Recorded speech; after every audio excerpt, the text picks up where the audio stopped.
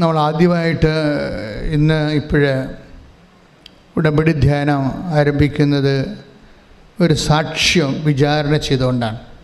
നമുക്കറിയാം, സാക്ഷ്യ വിചാരണ ഉടമ്പടി ധ്യാനത്തിൻ്റെ ഒരു ഘടകമാണ്. ആ ആഴ്ചയിൽ അമ്മ ചെയ്ത കാര്യങ്ങളാണ് സാക്ഷ്യത്തിനെടുക്കുന്നത്. ഈ ആഴ്ചയിൽ നടന്ന ഏറ്റവും നല്ല സാക്ഷ്യം. എല്ലാ സാക്ഷ്യങ്ങളും നല്ലതാണ്, പക്ഷെ ചില സാക്ഷ്യങ്ങൾക്ക് ചില ഉടമ്പടി കണ്ടൻസുകൾ കൂടും. അതിൽ എല്ലാ മനുഷ്യർക്കും അനുവർത്തിക്കാൻ പറ്റുന്ന രീതിയിൽ അതിൻ്റെ അകത്ത് ഒരു ദൈവ ആഭിമുഖ്യത്തിനുള്ള കുറേ പുതിയ വഴികൾ കാണാം. അപ്പം അങ്ങനെയുള്ള സംഭവങ്ങളാണ് അച്ഛൻ എടുത്തിട്ട് പലപ്പോഴും സാക്ഷ്യ വിചാരണയ്ക്ക് വെക്കുന്നത്. ഈ പ്രാവശ്യത്തെ സാക്ഷ്യ വിചാരണയിൽ കുറേ സാക്ഷ്യങ്ങളുണ്ട്. ഒരു സാക്ഷ്യം നീതുവിൻ്റെ ആണ്, നീതു ചെന്നിത്തല. അപ്പോൾ അവരുടെ സാക്ഷ്യം വെച്ചാൽ അവർക്ക് 5 വർഷങ്ങളായിട്ട് മക്കളില്ല. അപ്പോൾ ഡോക്ടർ നോക്കിയിട്ട് ടെസ്റ്റ് ചെയ്തിട്ടും പ്രത്യേകിച്ച് കുഴപ്പങ്ങളൊന്നുമില്ല, പക്ഷെ മക്കളില്ല. അപ്പോൾ അത് ഭയങ്കരമായ പ്രശ്നമാണ്. വൈദ്യശാസ്ത്രം കുഴപ്പങ്ങളൊന്നും ഇല്ലെന്ന് പറയുകയും ചെയ്യും. 5 കൊല്ലമായിട്ട് മക്കളില്ലാതിരിക്കുമ്പോൾ നീതിൻ്റെ കാര്യം മനസ്സിലായി, ഇനി മക്കളുണ്ടാവത്തില്ല. എന്തെങ്കിലും കുഴപ്പം കൊണ്ടുപോയി നമുക്ക് അതിനുവേണ്ടി ചികിത്സിക്കാം. ഇത് എവിടെ ചികിത്സിക്കാനാണ്? മക്കളുണ്ടാകണില്ല. പിന്നെ ഫോളിക് ആസിഡ് കൊടുത്ത് ഡോക്ടർ പ്രിസ്ക്രൈബ് ചെയ്ത്, അപ്പോൾ ഇവർക്ക് നേഴ്സായതുകൊണ്ട് അവർക്കറിയാം ഇതിൻ്റെ ആശുപത്രിയിൽ പോയാലും കിട്ടാൻ പോകുന്നത് ഫോളിക് ആസിഡാണ്. ഇതിങ്ങനെ ജീവിതകാലം മുഴുവൻ ഫോളിക് ആസിഡ് കുടിച്ചിരുന്നിട്ട് എന്ത് ചെയ്യാനാണ്? പിന്നെ അവർ ആശുപത്രി പോക്ക് സ്റ്റോപ്പ് ചെയ്ത് കഴിഞ്ഞപ്പോൾ ഇവരൊരു ദിവസം ചെന്നിത്തലേന്ന് അവരുടെ വീട്ടിൽ പോയി. അവരുടെ വീട് കണ്ണൂരാണ്. കണ്ണൂർ ചെന്നപ്പോൾ നമുക്കറിയാമല്ലേ, ഇപ്പോൾ പണ്ടത്തെ കണ്ണൂരല്ലേ ഇപ്പോഴത്തെ കണ്ണൂർ. വിശ്വാസമുള്ളവന് ശക്തമായ രീതിയിൽ വിശ്വാസം പടർന്ന് വിശ്വാസം സാക്ഷ്യമായി ജീവിക്കുന്ന ഒരു കാലമാണ്. അപ്പോൾ അവിടെ പിടിച്ചപ്പോൾ അമ്മയുടെ അനിയത്തിൻ്റെ വീട്ടിൽ പോയി അവൾ. അപ്പോൾ അമ്മയുടെ അനിയത്തി പറഞ്ഞു, നീതു നിൻ്റെ അടുത്തല്ലേ കൃപാസനം, പിന്നെ നീ എന്താ ഇപ്പോൾ കുട്ടികളില്ലാതെ നടക്കണം? അപ്പം അത്രയും ആൾക്കാർക്ക് ബോധ്യമുണ്ട്. നിൻ്റെ അടുത്ത് ചെന്നിത്തല്ലേ, ആലപ്പുഴയല്ലേ, നിൻ്റെ അടുത്തല്ലേ കൃപാസനം, പിന്നെ നീ എന്തിനാ കുട്ടികളില്ലാതെ നടക്കണമെന്ന്. അപ്പം അത്രയും ആന്തരിക ബോധ്യമുണ്ട്. അപ്പം നീതിനെ സംബന്ധിച്ചുള്ള ആൾക്കാർക്ക് സംശയമില്ല, കേട്ടിട്ടുണ്ട് കൃപാസനം, പക്ഷേ എന്താണ് കാര്യമെന്ന് അറിയത്തില്ല. അപ്പം നീതിന് ഉടനെ കൊണ്ടുവന്ന് ഈ കൃപാസനം പത്രം കൊടുക്കും. ആൻറ്റി കൊടുക്കും. അപ്പം നീതു അവിടെ ഇരുന്ന് പറഞ്ഞത്, എനിക്കൊരു അവിശ്വാസവും തോന്നിയില്ല.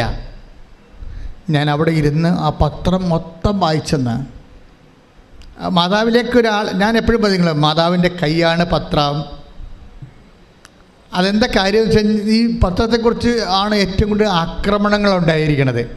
അപ്പോഴെനിക്ക് ഭയങ്കരമായിട്ട് മനസ്സിലായിരുന്നു പത്രം ഭയങ്കര സംഭവമാണെന്ന്. കാര്യം ഇത്രയും ആക്രമണം ആ ഒരു വിഷയത്തിലുണ്ടാകുമ്പോൾ തന്നെ അറിയുക, അനേകം ആത്മാക്കൾ ആ പത്രം കൊണ്ട് രക്ഷപ്പെടുന്നുണ്ട്. അതുകൊണ്ട് തന്നെ ശരിക്കും ദൈവത്തിന് നിരക്കാത്ത ശക്തികൾ അതിനെ ആക്രമിച്ചുകൊണ്ടിരിക്കും. അപ്പോൾ ആക്രമണം കൂടുതൽ എവിടെയാണെന്നൊക്കെ പറയാൻ പറ്റും. അവിടെയാണ് ദൈവത്തിൻ്റെ പ്രവർത്തനങ്ങളുള്ളത്. അപ്പോൾ അതുകൊണ്ട് സ്വാഭാവികമായ രീതിയിൽ ആൾക്കാർ, പിന്നെ ചില ആൾക്കാരൊക്കെ പണ്ട് പത്രം വെച്ച് കിടക്കാനൊക്കെ തുടങ്ങി. അപ്പോഴും ഞങ്ങളതിനെ നിരോധിച്ചു. ഞാൻ ജസ്റ്റ് റീഡ് ഇറ്റ്. പത്രം മുഴുവനും അഭിഷേക വചനങ്ങളാണ്, പിന്നെ ജനങ്ങളുടെ അനുഭവങ്ങളും. അതാണ് പത്രം എന്ന് പറയുന്നത്. അഭിഷേക വചനങ്ങളും ജനങ്ങളുടെ ആ വചനം ജീവിതത്തിൽ അവൻ പറയണ പോലെ ചെയ്യുമ്പോൾ, ഉടമ്പടി ജീവിക്കുമ്പോൾ അവർക്കുണ്ടാകുന്ന അനുഭവങ്ങളാണ് പത്രം. വേറെ ഒന്നും അതിൻ്റെ അകത്തില്ല. പിന്നെ കൃപാസനത്തിൻ്റെ മിഷൻ വർക്കുകളുണ്ട് അതിൻ്റെ അകത്ത്. സാംസ്കാരിക വിഷനും മറ്റു വിഷനും ഒക്കെ ഉണ്ട്. അത് നമ്മളുടെ സുവിശേഷ വേലയുടെ ഭാഗമായിട്ട് വന്നിട്ടുള്ളതാണ്. അപ്പോഴാ പത്രം ഇവിടെ കൊതിയോടെ സാക്ഷ്യങ്ങളെല്ലാം വായിച്ച് കഴിഞ്ഞപ്പോൾ തന്നെ ഇവിടെ വയറ്റിൽ ഗുളുഗുളാന്ന് പറഞ്ഞൊരു ഇളക്കങ്ങളായി. അതായത് എന്താ വെച്ചാൽ ഇവർക്ക് വിശ്വാസം ഉണ്ടായില്ല. അതാണ് പ്രശ്നം. ഇവൾ മനസ്സിലൊരു തീരുമാനമെടുത്ത്, എന്താണ് എടുത്തത്? ഞാനും പോയി ഉടമ്പടി എടുക്കും. അപ്പോൾ ആൻറ്റിയോട് പറഞ്ഞു, ആൻറ്റി എനിക്കിനി ബഹറിൽ പോകാൻ വേണ്ടി 2 ദിവസമേ ഉള്ളൂ. അപ്പോൾ ഞാനിങ്ങനെ ആലപ്പുഴ പോയി ഉടമ്പടി എടുത്തിട്ട് പോകണത് സമയം കിട്ടത്തില്ല. അപ്പോൾ ആൻറ്റി പറഞ്ഞ്, കുഴപ്പമില്ല, നീ ഓൺലൈൻ ഉടമ്പടി എടുക്കാമെന്ന്. അങ്ങനെ ഓൺലൈൻ ഉടമ്പടി എടുത്ത് കഴിഞ്ഞപ്പോൾ ഞങ്ങൾ കോവിഡ് കാലത്ത് അമ്മ ഓൺലൈൻ ഉടമ്പടി തന്നത്. അന്ന് ഓൺലൈൻ ഉടമ്പടി എന്നും പറഞ്ഞ് നമ്മൾ ഒരു വീഡിയോ ഇട്ടപ്പോൾ അന്ന് 1,00,000 ആൾക്കാരെ അത് കണ്ടുള്ളൂ. അപ്പം ഞാൻ വിചാരിച്ചത് എല്ലാവരും കാണുമെന്നാണ് വിചാരിച്ചത്. ഇപ്പം ജോമോളൊക്കെ അത് ഡിക്സൺ അങ്ങനെ കുറച്ച് പേര് ഇതൊക്കെ ഡിസൈൻ ചെയ്തെടുത്തത്, ഞാൻ ആശയം പറഞ്ഞു കൊടുത്തിട്ട്. അപ്പോഴേ ഇത് പറഞ്ഞു കഴിഞ്ഞപ്പോൾ അന്ന് ഞങ്ങൾക്ക് അത്രയും ഒരു റിട്ടേൺസ് വന്നില്ല. എങ്ങനെ ഞങ്ങൾ ഓർത്തത് ജനങ്ങളെല്ലാവരും സഹായിക്കാൻ പറ്റുമെന്നാണ്. പക്ഷേ എന്താ അമ്മ ചെയ്തത്, ഇന്നിപ്പോഴേ ആൾക്കാർ ഓൺലൈൻ ഉടമ്പടി എടുത്തിട്ടാണ് തീർത്ഥാടന ഉടമ്പടി എടുക്കണമെങ്കിൽ ആലപ്പുഴ വരണ്ടേ. അപ്പം അതുവരെയുള്ള കാര്യങ്ങൾക്ക് അവരെന്ത് ചെയ്യും, ഓൺലൈൻ ഉടമ്പടി എടുക്കും. ഓൺലൈൻ ഉടമ്പടി എടുക്കുമ്പോൾ നേർച്ച വസ്തുക്കളെ കിട്ടത്തില്ലെന്നേ ഉള്ളൂ. പക്ഷേ ഓൺലൈൻ ഉടമ്പടി എടുത്തിട്ട് കൃത്യമായിട്ട് അവിടെ പറയണത്, ഞാൻ ഓൺലൈൻ ഉടമ്പടി എടുത്തു, എന്നിട്ട്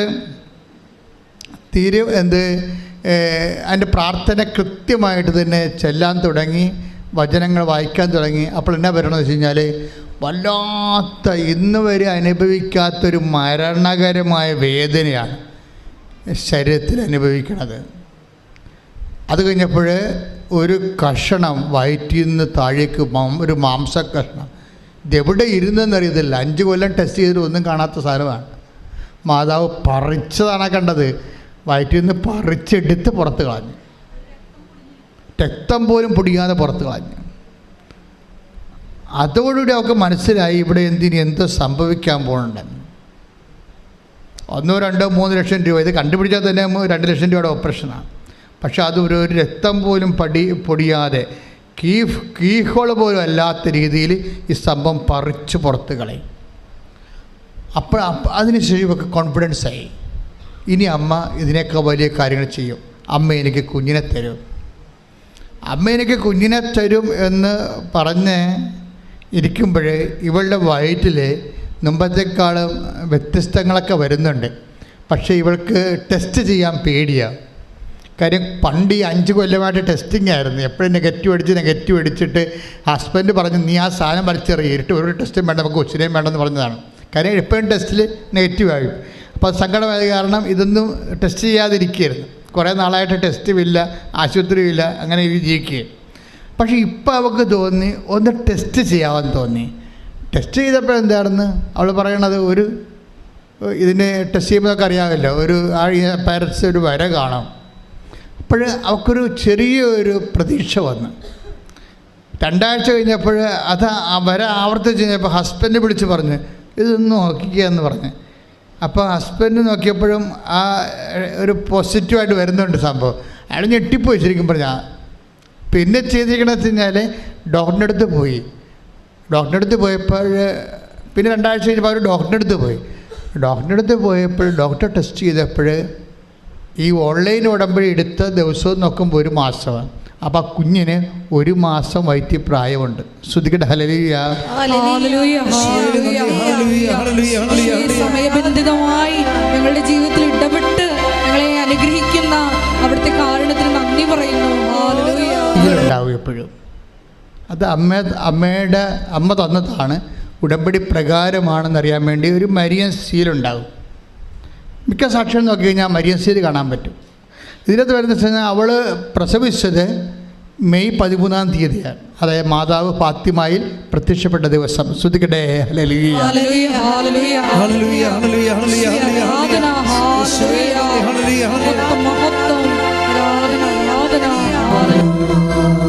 ഈ മരിയൻ സ്പിരിച്വാലിറ്റി ഫോളോ ചെയ്യുന്നവർക്ക് കുറേ മാസങ്ങൾ പ്രധാനപ്പെട്ട ഒക്ടോബർ മാസം, അതുപോലെ ഫെബ്രുവരി 11 മാതാവ് ലൂർദിൽ പ്രത്യക്ഷപ്പെട്ടത്, ഡിസംബർ 7 മാതാവ് കൃപാസനത്തിൽ പ്രത്യക്ഷപ്പെട്ടത്. ഇങ്ങനെ ഈ പ്രത്യക്ഷീകരണത്തിന് നിങ്ങൾക്കറിയാമോ, ഈ വിഷയം നമ്മുടെയൊക്കെ ഒരു കാലം കഴിയുമ്പോൾ, ഇപ്പം തന്നെ ഇതാണ് അവസ്ഥ എന്നുണ്ടെങ്കിൽ ഇപ്പോൾ ഇന്നലെ പറഞ്ഞ സാക്ഷ്യങ്ങൾ ഓർത്തിക്കാൻ മനസ്സിലാവും കൃപാസനം എങ്ങോട്ടാണ് പോകണമെന്ന്. ഇന്നലെ പറഞ്ഞ സാക്ഷ്യങ്ങൾ, കാര്യം ഒരു ധ്യാന കേന്ദ്രങ്ങൾക്ക് ഇല്ലാത്ത അത്രയും ഒപ്പോസിഷൻസ് നമുക്കുണ്ടല്ലേ. എന്തുമാത്രം ആൾക്കാരാണ് ചർച്ച ചെയ്യണത് ചാനലിലൊക്കെ. എനിക്ക് ഭയങ്കര ഇഷ്ടമാണ് അങ്ങനെ ചർച്ച ചെയ്യണത്. അവർ നെഗറ്റീവാണ് പറയുന്നുണ്ടെങ്കിലും പറയുന്നത് കൃപാസനത്തെക്കുറിച്ചല്ലേ. അപ്പോൾ അവർ കുറച്ച് പേര് വിശ്വസിച്ചില്ലെങ്കിലും കേൾക്കുന്ന ആൾക്കാർക്ക് ജീവിത പ്രശ്നങ്ങളുണ്ടാകുമ്പോൾ തീർച്ചയായിട്ടും ഒരു കൃപാസനത്തിലേക്ക് വരും, ഒരു സംശയമില്ലല്ലോ. അതെല്ലാം പോസിറ്റീവാണ്. അവരെന്തെങ്കിലും തന്തക്കൊക്കെ വിളിക്കൊണ്ടിരുന്നുണ്ട്, ഒരു സംശയമില്ല, അത് കുഴപ്പമൊന്നുമില്ല. പക്ഷേ അവർ സബ്ജക്റ്റ് ബേസിൽ കൈകാര്യം ചെയ്യുന്ന വിഷയം എന്താണ്? ഇപ്പോഴത്തന്നെ കഴിഞ്ഞ ദിവസങ്ങൾ സംഭവിച്ച ആ സാക്ഷ്യങ്ങളില്ലേ, ആ സാക്ഷ്യത്തിൻ്റെ തന്നെ ഡിസ്കഷൻ എന്തെല്ലാം ലെവലിലാണ് പോയത്. പക്ഷേ ആ സാക്ഷ്യങ്ങളെല്ലാം കഴിയുമ്പോൾ കമ്പിത്തിരി കത്തിക്കണ പോലെയാണ്. കമ്പിത്തിരിയുടെ മരുന്നെല്ലാം കത്തിച്ചതെല്ലാം ഭംഗിയായിട്ട് കഴിയുമ്പോൾ ഒരു കമ്പി അവശേഷിക്കും അല്ലേ. അതുപോലെ കൃപാസനത്തെ എങ്ങനെ വിമർശിച്ചാലും അവസാനം കൃപാസനവും മാതാവും അവശേഷിക്കും. ഒരു മനുഷ്യന് ഒരു സങ്കടം വരണ കാലത്ത് ഒരിക്കലും ദൈവത്തെക്കുറിച്ച് കേട്ടുകേൾവി പോലും ഇല്ലാത്ത മനുഷ്യർ അമ്മയിലേക്ക് ആകർഷിച്ചു വരും. ഇന്നലെ ഞാനൊരു ചേർത്തിയുടെ പിടരയ്ക്ക് പിടിച്ച് സ്നേഹത്തോടെ ചിരിച്ചുകൊണ്ട്. അതെന്താ കാര്യം എന്നറിയാമോ? എന്നെ കണ്ടു കഴിഞ്ഞതിന് ശേഷം ചെല്ലാനത്തുകാരത്തെയാണ് എന്നോട് പറഞ്ഞു, എൻ്റെ അച്ഛ അബദ്ധം പറ്റിപ്പോയി. ഞാൻ പറഞ്ഞു, എന്നാടി? അല്ലേ, ഞാൻ പെന്തക്കോസ്താ വർഷങ്ങളായിട്ട് ഉടമ്പടി എടുത്ത് ജീവിച്ചപ്പോഴാണ് ഇപ്പോൾ അമ്മ ആരാളെന്ന് മനസ്സിലായത്.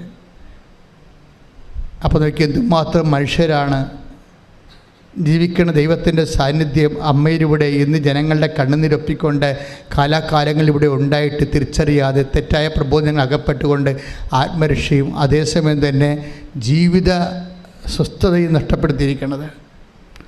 അതായത് സത്യവിശ്വാസം എന്ന് പറയുന്നതിൻ്റെ അകത്ത് മാതാവിനെ മാറ്റി നിർത്തിക്കൊണ്ടൊരു സത്യവിശ്വാസം രൂപപ്പെടുത്താൻ പാടില്ല, പറ്റത്തില്ല. എന്തുകൊണ്ട്? അമ്മ വിശ്വാസമുള്ള എല്ലായിടത്തും അമ്മ പ്രത്യക്ഷപ്പെടുമ്പോൾ നോക്കിയാൽ മനസ്സിലാവും. വിശ്വാസം ജീവിക്കുന്ന സ്ഥലങ്ങളിലാണ്, കറകളഞ്ഞ വിശ്വാസം ജീവിക്കുന്ന സ്ഥലങ്ങളിലാണ് അമ്മ പ്രത്യക്ഷീകരണം നൽകുന്നത്. അതിന് ജാതിയും മതവും ഒന്നുമില്ല. ആരാണ് വിശ്വാസം ജീവിക്കണത് അവർക്ക് അമ്മയുടെ പ്രത്യക്ഷീകരണം ലഭിക്കും. ഇന്നലത്തെ സാക്ഷ്യം കണ്ടില്ലേ? എന്താണ്? ഇന്നലെ 8 സാക്ഷ്യങ്ങളും അമ്മ അവർക്ക് പ്രത്യക്ഷപ്പെട്ടതാണ്. ഇപ്പോൾ എനിക്ക് കേൾക്കുമ്പോൾ ഭയങ്കര സന്തോഷം വരും. എന്നുവെച്ചാൽ ഞാൻ അഭിമുഖീകരിച്ച ഒരു പ്രശ്നം അമ്മ മാതാവ് ജീവനോടെ ഇവിടെ പ്രത്യക്ഷപ്പെട്ടുവെന്ന് ഞാൻ പ്രഖ്യാപിച്ച കാലത്ത് ഞാൻ സഹോദര വൈദികരിൽ നിന്ന് ഞാൻ അനുഭവിച്ച ഒരു ഫസ്റ്റ് ക്വസ്റ്റ്യൻ, അച്ഛനല്ലേ കണ്ടുള്ളൂ, വേറെ ആരെങ്കിലും കണ്ടോ എന്ന്. അപ്പോൾ അന്ന് ഞാൻ പറഞ്ഞൊരു ഉത്തരവുണ്ട്, ഇനി എല്ലാവരും കാണുന്നൊരു കാലം വരുമെന്ന്. ശ്രദ്ധിക്കട്ടെ, ഹല്ലേലൂയ. ചിലർ പിന്നെ പറയും ഈ കൃപാസനത്തിൻ്റെ ഇവിടെ വരണ ആൾക്കാരെല്ലാം കൂടുതലും എറണാകുളം തൊട്ട് കണ്ണൂർ വരെയുള്ളവരാണല്ലോ, പിന്നെ കൊല്ലം തൊട്ട് ട്രിവാൻഡ്രം ഇടുക്കി വരെയുള്ളവരും, പിന്നെ വ്യത്യസ്തമായ ജില്ലകളിൽ ഈ ആലപ്പുഴക്കാരെന്താ കൃപാസനത്തിൽ വരാത്തത് ചോദിക്കും. അങ്ങനെ ചോദിക്കും, എന്നോട് ചോദിച്ചിട്ടുണ്ട്. ഞാൻ പറഞ്ഞ ആലപ്പുഴക്കാർ വരുന്നുണ്ട് ഒത്തിരി പേര്. പിന്നെ അവർക്ക് ഏറ്റവും അടുത്ത് ലളിതമായിട്ട് ഇവിടെ വന്നു പോകുന്നത് കാരണം കഷ്ടപ്പെട്ട് വന്നവനാണ് മാതാവ് ഫലം കൊടുക്കുന്നത്. അതാണ് ഒരു പ്രശ്നം വന്നിരിക്കുന്നത്. അതൊരു പ്രശ്നം തന്നെയാണ്. ഞാൻ വള്ളക്കാട് പ്രാർത്ഥന പണ്ട് നടത്തുമായിരുന്നു ഇവിടെ. 85 മുതൽ 86 മുതൽ ഞാൻ 2000 വരെ വള്ളക്കാട് പ്രാർത്ഥന നടത്തുമായിരുന്നു. അപ്പോൾ വള്ളക്കാട് പ്രാർത്ഥനയ്ക്കൊക്കെ മത്സ്യത്തൊഴിലാളി സഹോദരങ്ങൾ പ്രാർത്ഥനയ്ക്ക് വരും. പക്ഷേ ആൾക്കാർക്ക് മത്സ്യം കിട്ടണ കൂടുതൽ അകലേന്ന് കഷ്ടപ്പെട്ട് രാവിലെ വെളുപ്പിനെ എഴുന്നേറ്റൊക്കെ വരുന്ന ആൾക്കാരും വണ്ടി കാത്തു നിന്നിട്ടും തിരിച്ചു പോകുമ്പോൾ രാത്രി 1 മണിയാകുമ്പോഴൊക്കെ വീട്ടിലെത്തുന്ന ആൾക്കാരില്ലേ, അവരാണ് ഇതിന് രക്ഷപ്പെടണത്. ആദ്യത്തെ അടയാളം അത്. ഇതിനകത്ത് പ്രശ്നം നമ്മുടെ ഇൻവെസ്റ്റ്മെൻറ്റ്, നമുക്കറിയാമോ, ഈ നമ്മുടെ ഇൻവെസ്റ്റ്മെൻറ്റാണ് പ്രശ്നം. അടുത്ത് ഉള്ളവരാണെങ്കിലും ശരി, നിങ്ങൾ ആത്മാർത്ഥമായിട്ട് ഇപ്പം തന്നെ ഇവിടെ ചിലർ ബഹളം ഉണ്ടാക്കത്തില്ലേ, ഞങ്ങൾക്ക് പോകണം, വീട്ടിൽ പോകണം, വീട്ടിൽ കുറേ നേരം ഞാൻ രാവിലെ വന്ന് വെളുപ്പിനെ വന്നാന്നൊക്കെ പറയത്തില്ലേ. ചേച്ചി എപ്പോഴാണ് ചേച്ചിയുടെ വീട് എവിടെയാണ്? എൻ്റെ വീട് ആലപ്പുഴ. കൊള്ളാം. അപ്പോൾ കാസർഗോഡുകാരോട് നിൽക്കണേ, അവർക്കൊരു പ്രശ്നമില്ല. അതാണ് വിഷയം. അത് വിഷയം തന്നെയാണ്. അതായത് ഇതിൻ്റെ അകത്ത് വരുന്ന വിഷയം ആർക്ക് ഇൻവെസ്റ്റ് ചെയ്യാൻ പറ്റുമെന്നുള്ളതാണ്. ആ വിശ്വാസത്തിന് ആർക്കാണ് തൻ്റെ വ്യയം ചെയ്യാൻ പറ്റുന്നത്, അവരാണ് ഇത് ഏൺ ചെയ്യണത്. പക്ഷേ അതിന് വ്യത്യസ്തമായ ഒരു അനുഭവം ഉണ്ടായി. കഴിഞ്ഞ ദിവസം ഈ കൃപാസനത്തിന് വാദിക്കുന്നൊരു അനുഭവം ഉണ്ടായി. പൊള്ളത്തെ എഴുതുമ്പോൾ സ്ഥലമുണ്ട് അപ്പുറത്ത്, ഇതിന് നേരെ അപ്പുറത്താണ് പൊള്ളത്തൈ. റെയിൽവേ ക്രോസിൻ്റെ നേരെ അപ്പുറത്ത് പൊള്ളത്തൈയാണ്.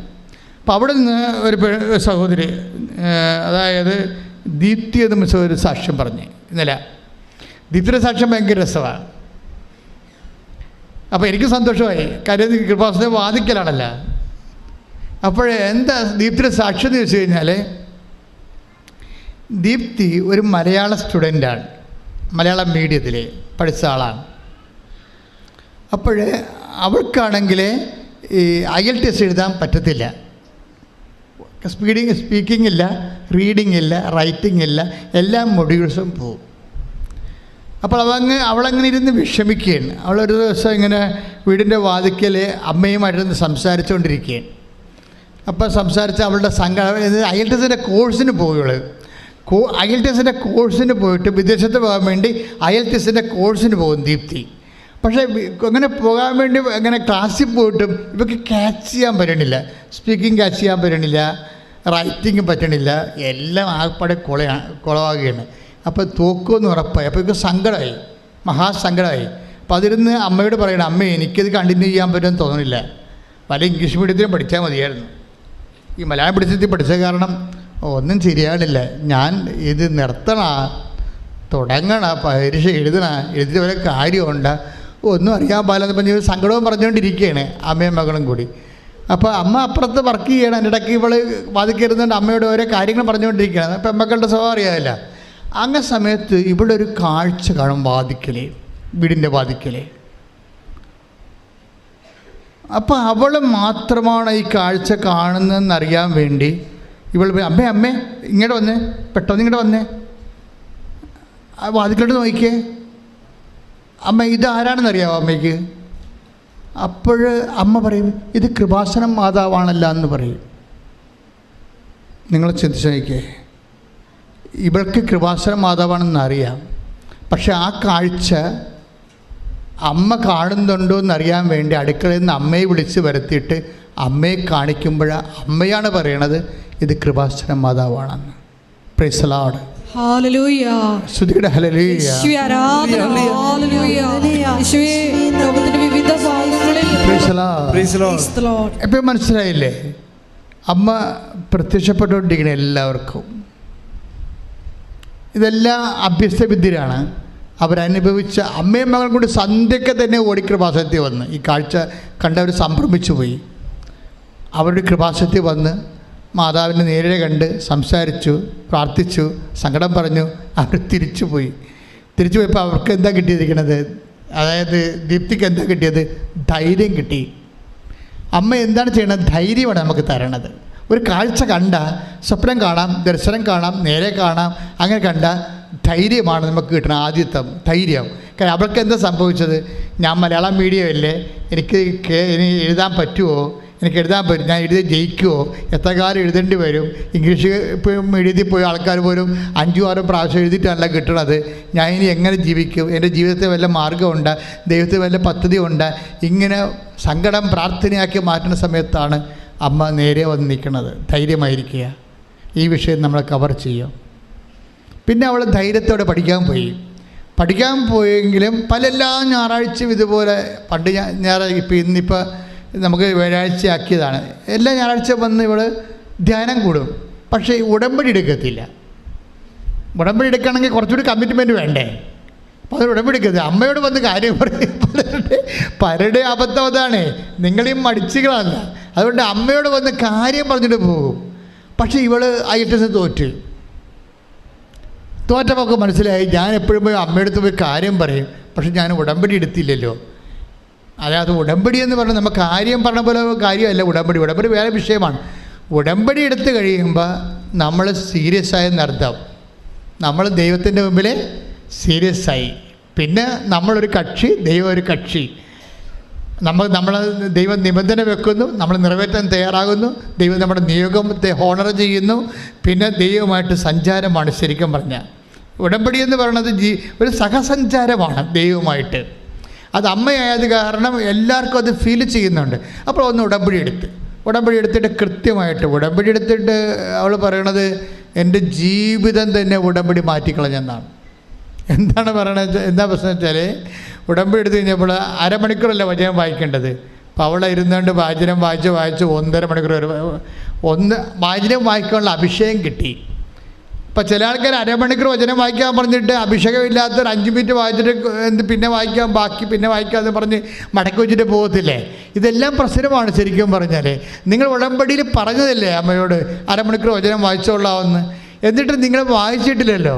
പക്ഷേ ഇവർക്ക് കാര്യം അത് നിങ്ങളുടെ ഒരു ആവശ്യത്തിന് വേണ്ടി ഉടമ്പടി എടുത്തുകൊണ്ടാണ്. ആവശ്യത്തിന് വേണ്ടി ഉടമ്പടി എടുക്കുന്നവർ ദൈവത്തിന് അത്യാവശ്യമുള്ള കാര്യങ്ങളെ ചെയ്യത്തുള്ളൂ.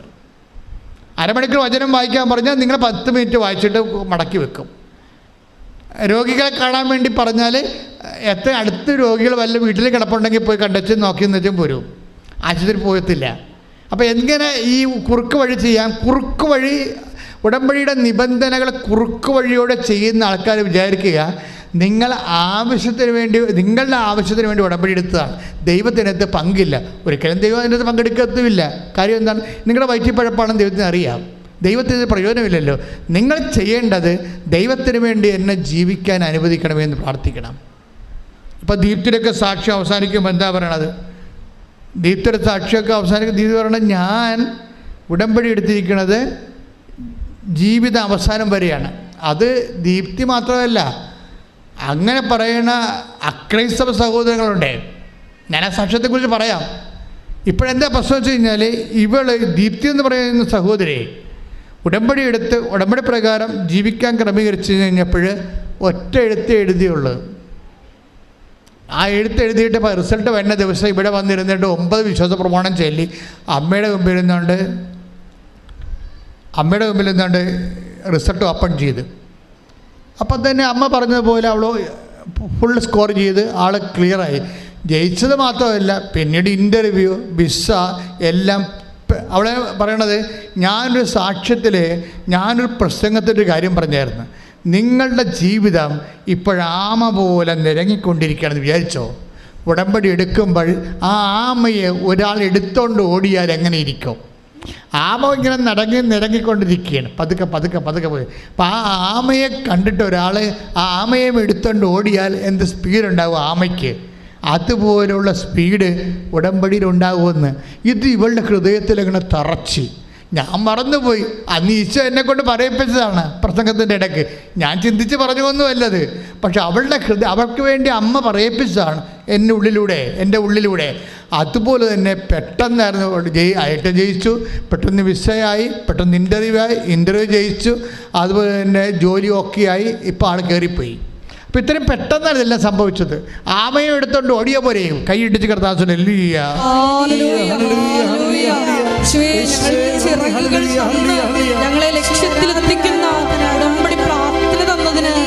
ക്ഷേതമില്ല.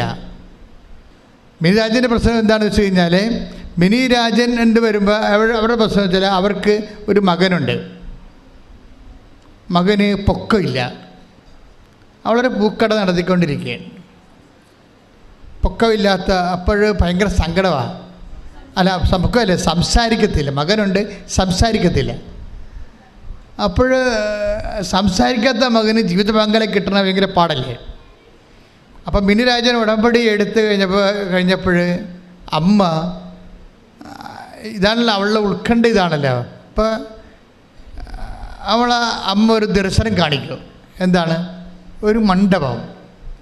ഇപ്പോൾ നോൺ ക്രിസ്ത്യൻസൊക്കെ മണ്ഡപമല്ലേ ഉള്ളത്, ഞങ്ങൾക്ക് അൾത്താരം ഉള്ളതുപോലെ മണ്ഡപം കാണിക്കും. മണ്ഡപത്തിൽ മാലയും ഇട്ടുകൊണ്ട് ഇവൻ്റെ മകൻ നിൽക്കും.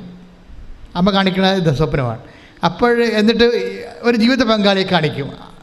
അവൾ മാലയിട്ട് നിൽക്കും. അപ്പോൾ മനസ്സിലാവും ഇത് അമ്മ കാണിച്ച്. അപ്പോൾ എൻ്റെ മകൻ്റെ കല്യാണം അമ്മ ഏറ്റെടുത്തത് മനസ്സിലാകും. അവർക്ക് മനസ്സിലായല്ല. ചെറുക്കൻ പെണ്ണും കൂടി മാലയിട്ട് മണ്ഡപത്തിൽ നിൽക്കുന്നുണ്ട്, അത് കല്യാണമാണ്. അപ്പോഴേ ഇവൾക്ക് തോന്നും, ഇത് ഞാൻ ഉടമ്പടി എടുത്തതുകൊണ്ട് ഈ വിഷയം എനിക്കിങ്ങനെ കല്യാണ വിഷയമായതുകൊണ്ട് എൻ്റെ മനസ്സിൽ തോന്നിയ പോലെ ഇങ്ങനെ സ്വപ്നം കണ്ടാണെന്ന് വിചാരിക്കും. പക്ഷേ അടുത്ത ദിവസം തന്നെ കല്യാണം നടക്കും. Price the lord, hallelujah. അമ്മ കാണിച്ച അതുപോലെ നടന്നു കഴിയുമ്പോൾ പിന്നെ ഇവർക്ക് ദുഃഖമുണ്ട്. എന്താണ്? ഒരു സംസാരിക്കാത്ത ജീവിത പങ്കാളി തന്നെയാണ് കല്യാണം കഴിച്ചിരിക്കുന്നത്. അപ്പോഴവർക്കൊരു പ്രശ്നം ഉണ്ടാകും. അപ്പോൾ അവർ എഡിവിനെന്ന് പറഞ്ഞതുകൊണ്ട് സെയിൽസ് ടാക്സ് ഓഫീസറാണ്. ഈ പൂക്കടയിൽ ചെന്നപ്പോൾ ഇവളോട് പറഞ്ഞത്, നിനക്ക് സങ്കടം ഉണ്ടെങ്കിൽ വന്ന് ഉടമ്പടി എടുക്കുക എന്ന് പറഞ്ഞത്. അങ്ങനെ അവൾ ഉടമ്പടി എടുത്താണ് കല്യാണം നടന്നത്. അപ്പോൾ എഡ്വിൻ സാറിനോട് ഉടനെ ഇവൾ മിനി രാജൻ പറയും, സാറേ ഇനി പിള്ളേരുണ്ടാകുമ്പോൾ ഭർത്താവിനും ഭാര്യയ്ക്കും സംസാരിക്കാൻ കഴിവില്ലല്ലോ, അപ്പോൾ മക്കൾക്ക് സംസാരിക്കാൻ, ഇനി മക്കൾക്കും സംസാരിക്കാൻ കഴിവില്ല വന്നാൽ എന്തു ചെയ്യും? അതെൻ്റെ വലിയ ദുഃഖമാണെന്ന് പറയും. അപ്പോൾ ഉടനെ എഡ്വിൻ സാറ് പറയും, എഡ്വിൻ സാർ ഒരു മെൻഡർ മിഷണറിയാണ്. വെച്ചാൽ മിഷണറിയാണ്, പക്ഷെ മെൻഡർ. അത് എഡ്വിൻ സാർ പറയും, നീ വിഷമിക്കണ്ട, ഞാൻ ഉടമ്പടി പുതുക്കുമ്പോൾ നിൻ്റെ മകന് ജനിക്കാൻ പോണ കുഞ്ഞ് സംസാരിക്കാൻ വേണ്ടി ഞാൻ അമ്മയോട് പറയാമെന്ന് പറയും. അതാണ് മെൻഡർ മിഷണറി എന്ന് പറയണത്. ഇങ്ങനെ കുറേ മെൻഡർ മിഷണറിമാരുണ്ട്. എന്ന് വെച്ച് കഴിഞ്ഞാൽ അവർ മറ്റുള്ളവരെ പ്രോത്സാഹിപ്പിച്ചുകൊണ്ടിരിക്കും. അവർക്കൊക്കെ ദൈവം നിത്യസമ്മാനം വച്ചിരിക്കുന്നത് ഭയങ്കരമായിരിക്കും. അത് കഴിഞ്ഞാൽ അവർ ദൈവത്തെ അറിയിക്കുക മാത്രമല്ല, അറിഞ്ഞവരുടെ ഉത്തരവാദിത്തങ്ങൾ വഴി അറിഞ്ഞവരുടെ ഉത്തരവാദിത്തങ്ങൾ ഏറ്റെടുത്തുകൊണ്ട് അവർക്ക് വേണ്ടി പ്രാർത്ഥിക്കുന്ന വലിയ സുവിശേഷ വേലയാണ് ചെയ്യണത്. അങ്ങനെ എന്തുമാത്രം ആൾക്കാർ സുവിശേഷ വേല ചെയ്യുന്നുണ്ട് ലോകത്ത് മുഴുവനും. അതുകൊണ്ടല്ലേ ഈ ആൾക്കാരൊക്കെ ദൈവത്തിൻ്റെ ആശ്വാസം പ്രാപിച്ച് പോണത്. പക്ഷേ ആ കുഞ്ഞ് അവൾ പ്രഗ്നൻ്റായി, അവൾ പ്രസവിച്ച് കഴിഞ്ഞപ്പോൾ ആ കുഞ്ഞ് നല്ലവണ്ണം സംസാരിക്കും. ശ്രദ്ധിക്കട്ടെ. ഹല്ലേലൂയ, ഹല്ലേലൂയ, ഹല്ലേലൂയ, ആരാധന, ഹല്ലേലൂയ, മഹത്വം, ആരാധന, ആരാധന, ഹല്ലേലൂയ, ആരാധന. ദൈവം ഇവരോട് ഇടപെടണമെന്ന് ചോദിച്ചു കഴിഞ്ഞാൽ അതിന് ഒരു കാരണങ്ങളുണ്ട്. കാരണം ഇവരുടെ നിലപാടാണ് ഇതിൻ്റെ പ്രശ്നം. എൻ്റെ ടോപ്പിക്ക് അതാണ്. ഉടമ്പടി എടുക്കുമ്പോൾ ഒരു കോമൺ നിലപാടുണ്ട്. ബിനിരാജൻ പറഞ്ഞ അവസാനിപ്പിക്കുക എങ്ങനെയാണെന്ന് അറിയാമോ? അതായത് ഞാനിങ്ങനെ ഒരു കാര്യം കാണാൻ വേണ്ടി വന്ന് ഉടമ്പടി എടുക്കുകയല്ല ചെയ്യണത്. ഞാൻ ഈ ഉടമ്പടി അങ്ങോട്ട് ജീവിക്കുകയാണ്. എൻ്റെ മരണം വരെ എനിക്ക് വേണ്ടത് നിത്യതയാണെന്ന്. ശ്രദ്ധിക്കട്ടെ. ഹല്ലേലൂയ,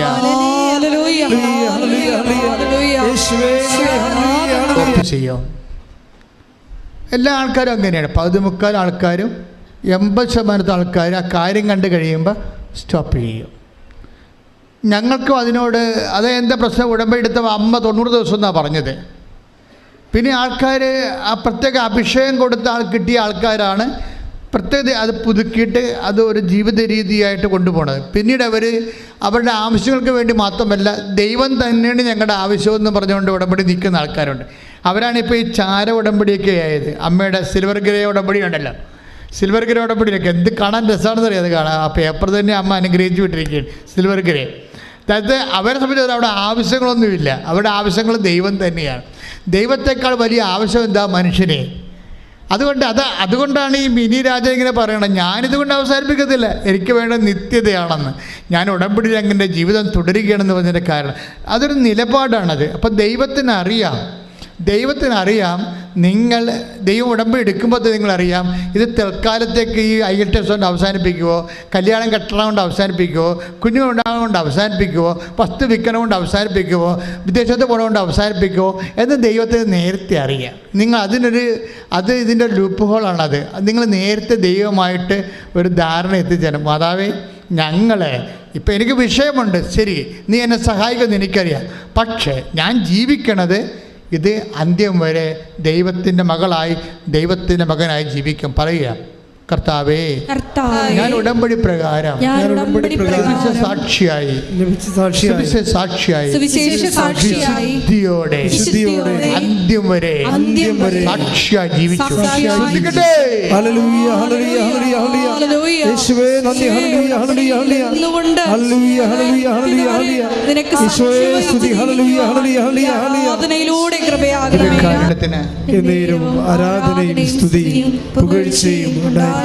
എൻ്റെ മക്കളെ, ഉടമ്പടി എങ്ങനെയാണ് നിങ്ങൾ അതിൻ്റെ നിലപാട്, നയം, സമീപനം അതൊക്കെ അർത്ഥവത്തായിട്ട് അറിഞ്ഞു കഴിഞ്ഞാൽ നമ്മൾ ഇതുകൊണ്ട് ഒത്തിരിയേറെ നമ്മളതിൻ്റെ നിലനിൽക്കും. ഇപ്പം മിനി രാജ്യം പറഞ്ഞ എന്താണ്? എനിക്ക് നിത്യതയാണ് വേണ്ടതെന്ന് പറയും. അതുകൊണ്ട് ഞാൻ അവസാനിപ്പിക്കാൻ തീരുമാനിക്കുന്നില്ല. കാരണം അത് പരിശുദ്ധാത്മാവ് അവളോട് പറയണതാണ്. നീ നിൽക്കുക, നിനക്ക് ഞാൻ നിത്യത തരും. അല്ലെങ്കിൽ അവൾക്ക് അങ്ങനെ പറയാൻ പറ്റത്തില്ല.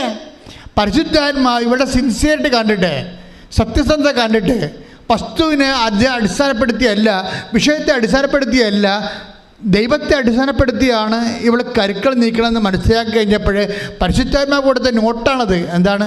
നിനക്ക് ഞാൻ നിത്യത അവകാശമാക്കി തരും, നീ നിലനിൽക്കാൻ പറയും, നീ നിൽക്കാൻ പറയും.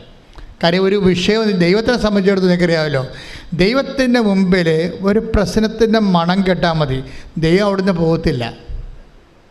ഒരു രോഗത്തിൻ്റെ അതായത് വിഷയം വെച്ചാൽ, അതായത് നമ്മളുടെ ഒരു കേമത്വമോ പ്രാർത്ഥനയോ ഒന്നും ഇല്ലെങ്കിൽ പോലും ദൈവത്തിൻ്റെ സ്വാഭാവികമായ സ്വത്വമെന്ന് പറയണത് പ്രശ്നങ്ങളോട് പോസിറ്റീവായിട്ട് പ്രതികരിക്കണതാണ്. അതിൻ്റെ കാര്യം ദൈവത്തിൻ്റെ ഹൃദയം അലിഞ്ഞു പോകും. നമ്മുടെ ഒരു പ്രശ്നം കണ്ടു കഴിഞ്ഞാൽ അപ്പം തന്നെ ഹൃദയം അലിയും, മനസ്സലിഞ്ഞു പോകും. പണ്ട് അതായത് മനസ്സലിവ് ഈ ക്രിസ്തുവിൻ്റെ അവതാരത്തിന് ശേഷമാണ് ദൈവത്തിൻ്റെ മനസ്സലിവ് ഇത്രയും പ്രകടമായിരിക്കണത്.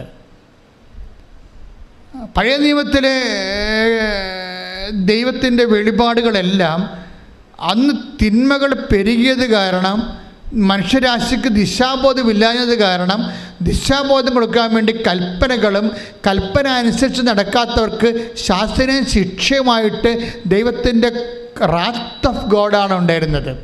ഈ റാത്ത് ഓഫ് ഗോഡ് ഒരു പവറാണ്. ഈ പവർ തന്നെയാണ് പുതിയ നിയമത്തെ കൺവേർട്ട് ചെയ്തിട്ട് ഹൃദയാലിവായിട്ടും കരുണയായിട്ടും മാറിയിരിക്കുന്നത്. അപ്പം കരുണയും ദൈവത്തിൻ്റെ ഒരു പവറാണ്. ശ്രദ്ധിക്കട്ടെ.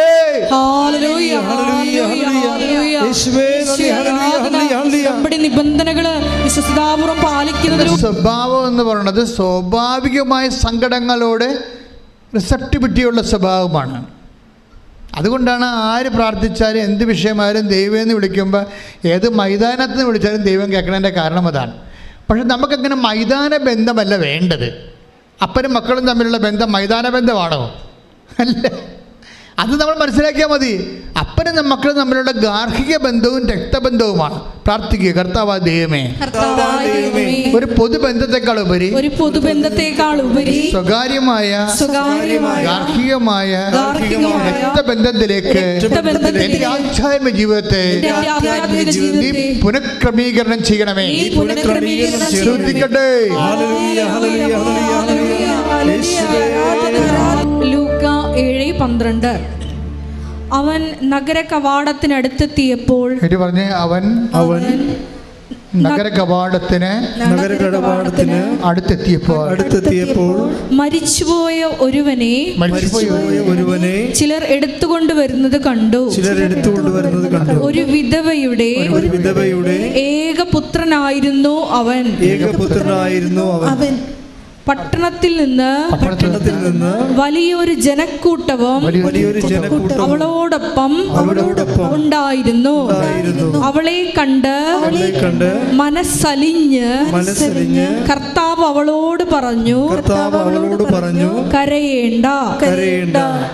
അവൻ മുന്നോട്ട് വന്ന് ശവമഞ്ചത്തിന്മേൽ തൊട്ടു. അത് വഹിച്ചിരുന്നവർ നിന്നു. അപ്പോൾ അവൻ പറഞ്ഞു, യുവാവേ, ഞാൻ നിന്നോട് പറയുന്നു, എഴുന്നേൽക്കുക. മരിച്ചവൻ ഉടനെ എഴുന്നേറ്റിരുന്നു. അപ്പോൾ മരിച്ചവനെ ഉയർപ്പിക്കുന്ന കർത്താവിൻ്റെ ജീവിതത്തിലെ ഏറ്റവും പ്രധാനപ്പെട്ട ഒരു അനുഭവമാണിത്. നിങ്ങൾക്കറിയാമല്ലോ, ഇതിന് ആരും പ്രേരിച്ചില്ല. ആ വിധവ കരഞ്ഞ് പറഞ്ഞോ, കർത്താവ് എൻ്റെ മകനെ ഉയർപ്പിക്കണമെന്ന് പറഞ്ഞോ? ഇല്ല, പറഞ്ഞില്ല. ദൈവത്തിൻ്റെ സ്വാഭാവികമായ ഒരു ഇത് മനുഷ്യൻ്റെ പ്രശ്നങ്ങളോടും കണ്ണുനീരിനോടും നേരിട്ട് ആരും പറയാതെയും ചോദിക്കാതെയും പ്രാർത്ഥിക്കാതെയും തന്നെ ഇൻട്രാക്ട് ചെയ്യുന്ന സ്വഭാവമാണുള്ളത്. സ്വാഭാവികമായി അതിനോട് പ്രതികരിക്കുന്ന സ്വഭാവമാണ് ദൈവത്തിനുള്ളത്. ഇതാണ് മനസ്സലിവെന്ന് പറയണത്. അപ്പോൾ അതുപോലെ അത് നമ്മൾ മനസ്സിലാക്കുക. അതേ പക്ഷേ ഇത് അതുകൊണ്ടാണ് പല കാര്യങ്ങളും നമ്മൾ എവിടെ ഇരുന്ന് പറഞ്ഞാലും ദൈവം കേൾക്കും, ഒരു പ്രശ്നവും ഇല്ല അതിനകത്ത്. പിന്നെ നമ്മൾ എന്താണ് ഉടമ്പടി എടുക്കണമെന്ന് വെച്ച് കഴിഞ്ഞാൽ, നമ്മൾക്ക് ഈ മൈതാന ബന്ധം പോരാതെ വരുമ്പോഴാണ് മനസ്സിലായത്. നമുക്കെന്താ വേണ്ടത്? ഒരു വ്യക്തിബന്ധമാണ് വേണ്ടത് ദൈവമായിട്ട്. കാര്യം എന്താ കാര്യം വെച്ച് കഴിഞ്ഞാൽ, നമ്മൾ ഉദ്ദേശിക്കുന്നത് നിത്യതയാണ് ഉദ്ദേശിക്കുന്നത്. അല്ലാതെ എന്തെങ്കിലും ഒരു വസ്തുവിനോ വിഷയത്തിനോ ദൈവം ഇടപെട്ടിട്ട് ഒരു ഭൗതിക ആനുകൂല്യം കിട്ടിയിട്ട് അപ്പം ജീവിച്ച് പോണ താൽക്കാലിക ബന്ധമല്ല. നമുക്ക് വേണ്ടത് എന്താണ്? നിത്യതയുടെ ബന്ധമാണ്. അതുകൊണ്ടാണ് നമ്മൾ സ്വകാര്യ ബന്ധം ഉണ്ടാകണമെന്ന് പറയണത്. ശ്രദ്ധിക്കട്ടെ. ഹല്ലേലൂയ. ഉടമ്പടിയിലൂടെ വ്യക്തിപരമായൊരു സ്വകാര്യ ബന്ധത്തിലേക്ക് വരുമ്പോൾ നമ്മൾ എന്താ ചെയ്യുക? അവിടെയാണ് നമ്മുടെ സൽപ്രവൃത്തി ശുശ്രൂഷയൊക്കെ വരണത്. നമ്മൾ എന്തുമാത്രം സൽപ്രവൃത്തിയാണ് ഉള്ളത്? മൈതാനത്ത് നിന്ന് പ്രാർത്ഥിക്കുക മുടക്കമൊന്നുമില്ലല്ലോ. അപ്പോൾ ദൈവമായിട്ട് നമുക്ക് സ്വകാര്യ ബന്ധം ഉണ്ടാകുന്നില്ല. നമുക്ക് ക്ലെയിമുമില്ല. എന്നാ ക്ലെയിം നമുക്കുണ്ട്? ഉടമ്പടിയിലാകുമ്പോൾ നമുക്ക് ക്ലെയിമുണ്ട്. നമുക്കറിയാം, ക്ലെയിം എന്ന് പറയുന്നത് മെരിറ്റാണ്. ഈ ദിവസങ്ങളിൽ ക്ലെയിം ഉണ്ടായിട്ട് പോലും രക്ഷപ്പെടാഞ്ഞ ഒരു ഡോക്ടർ സാക്ഷ്യം പറഞ്ഞു. ഡോക്ടർ ദേവിയുടെ സാക്ഷ്യം കിടപ്പുണ്ട് നമ്മുടെ ഈ ദിവസങ്ങളിൽ പറഞ്ഞതാണ്. ഡോക്ടർ ദേവിയുടെ പ്രശ്നമുണ്ട്, അവർക്ക് ക്ലെയിം ഉണ്ട്. നല്ല 23 അവർ ഒരു ഫിസിയോളജി അതായത് ഹ്യൂമൻ ബോഡിയുടെ ഫിസിഷ്യനാണ് അവർ. പക്ഷേ അവർക്ക് അവർ കോളേജിൽ പഠിപ്പിക്കുകയാണ്, ഗസ്റ്റ് ലെക്ചറായിട്ട് പഠിപ്പിക്കുകയാണ്. എത്ര കൊല്ലമായി? 23 കൊല്ലം. 23 കൊല്ലം ഒരു കോളേജിൽ ഒരു ഡോക്ടർ ഗസ്റ്റ് ലെക്ചറായിട്ട് പഠിപ്പിക്കുകയാണ്. ഡോക്ടർ ദേവി കുറേ നാൾ കഴിഞ്ഞപ്പോൾ അവർക്ക് മനസ്സിലായി ഇനിയിപ്പോൾ കുറച്ച് കഴിയുമ്പോൾ റിട്ടയർഡ് ആവും. 23 കൊല്ലം പഠിപ്പിക്കാൻ തുടങ്ങിയതാണ്. ഇത് ഇപ്പോഴും പെർമനൻ്റ് ആക്കിയിട്ടില്ല ആ കോളേജിൽ. അപ്പോഴവർ ആരോ പറഞ്ഞിട്ട് ഉടമ്പടി എടുക്കും. ആരോ പറഞ്ഞ് ഇവിടെ വന്ന് ഉടമ്പടി എടുക്കും. ഉടമ്പടി എടുത്ത് കഴിയുമ്പോൾ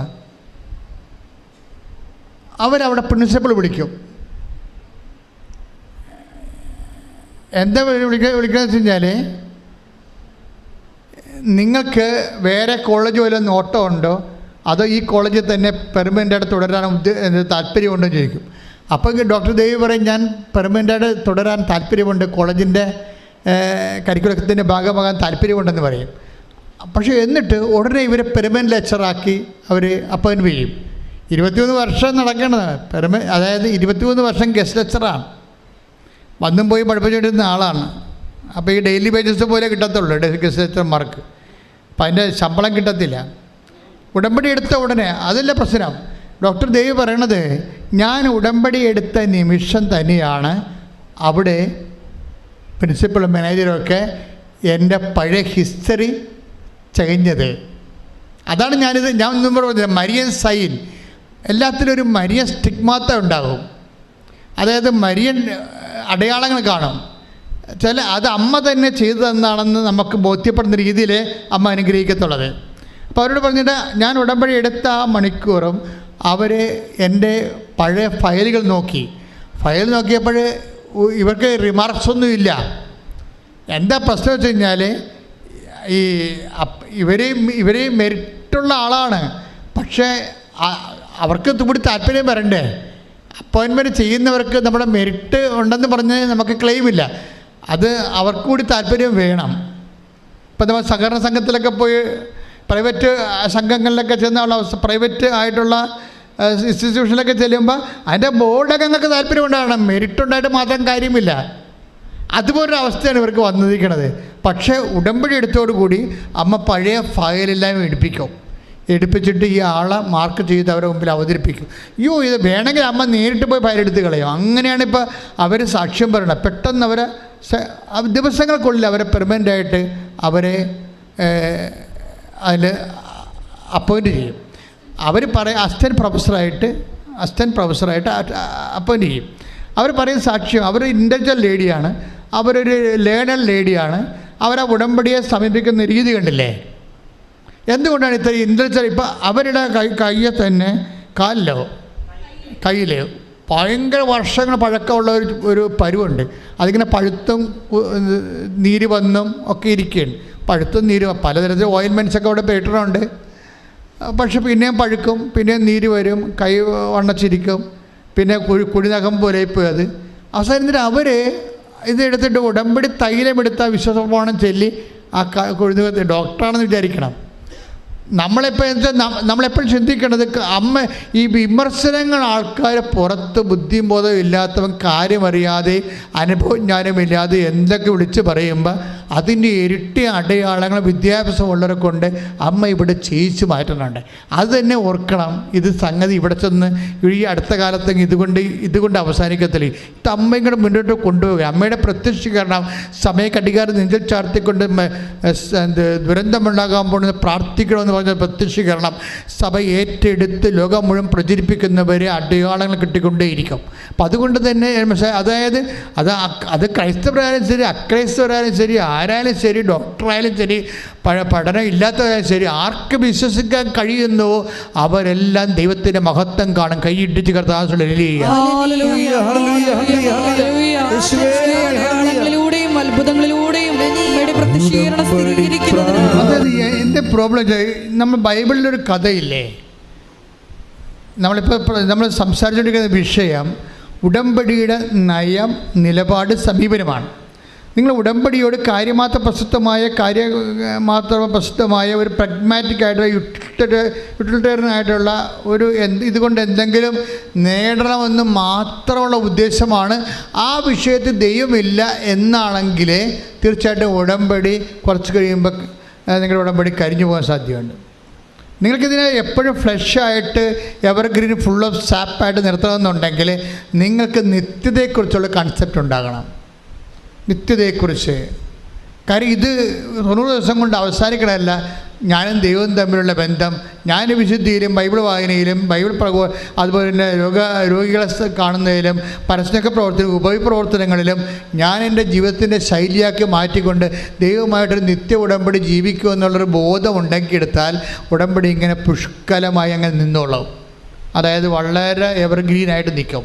അപ്പോൾ ഇത് അല്ലെങ്കിൽ ഇത് കുറച്ച് വരണ്ട് പോകാനുള്ള കുറച്ച് കഴിയുമ്പോൾ നിങ്ങൾക്ക് കോട്ടുവായും ബൈബിൾ അരമണിക്കൂർ വായിക്കാനുള്ള 10 മിനിറ്റായിട്ട് വായിച്ചു, പിന്നെ 5 മിനിറ്റായിട്ട് വായിച്ചു, പിന്നെ വായിക്കാൻ മറന്നുപോയി. അപ്പോൾ അതൊക്കെ എല്ലാം പറയണത് നിങ്ങളുടെ വിഷയത്തിന് മാത്രമേ നിങ്ങൾക്ക് താല്പര്യമുള്ളൂ. ദൈവത്തിന് താല്പര്യമില്ലെന്നാണ് എൻ്റെ അർത്ഥം. ദൈവത്തോട് താല്പര്യമില്ല, നിങ്ങളുടെ വിഷയത്തോട് മാത്രമേ.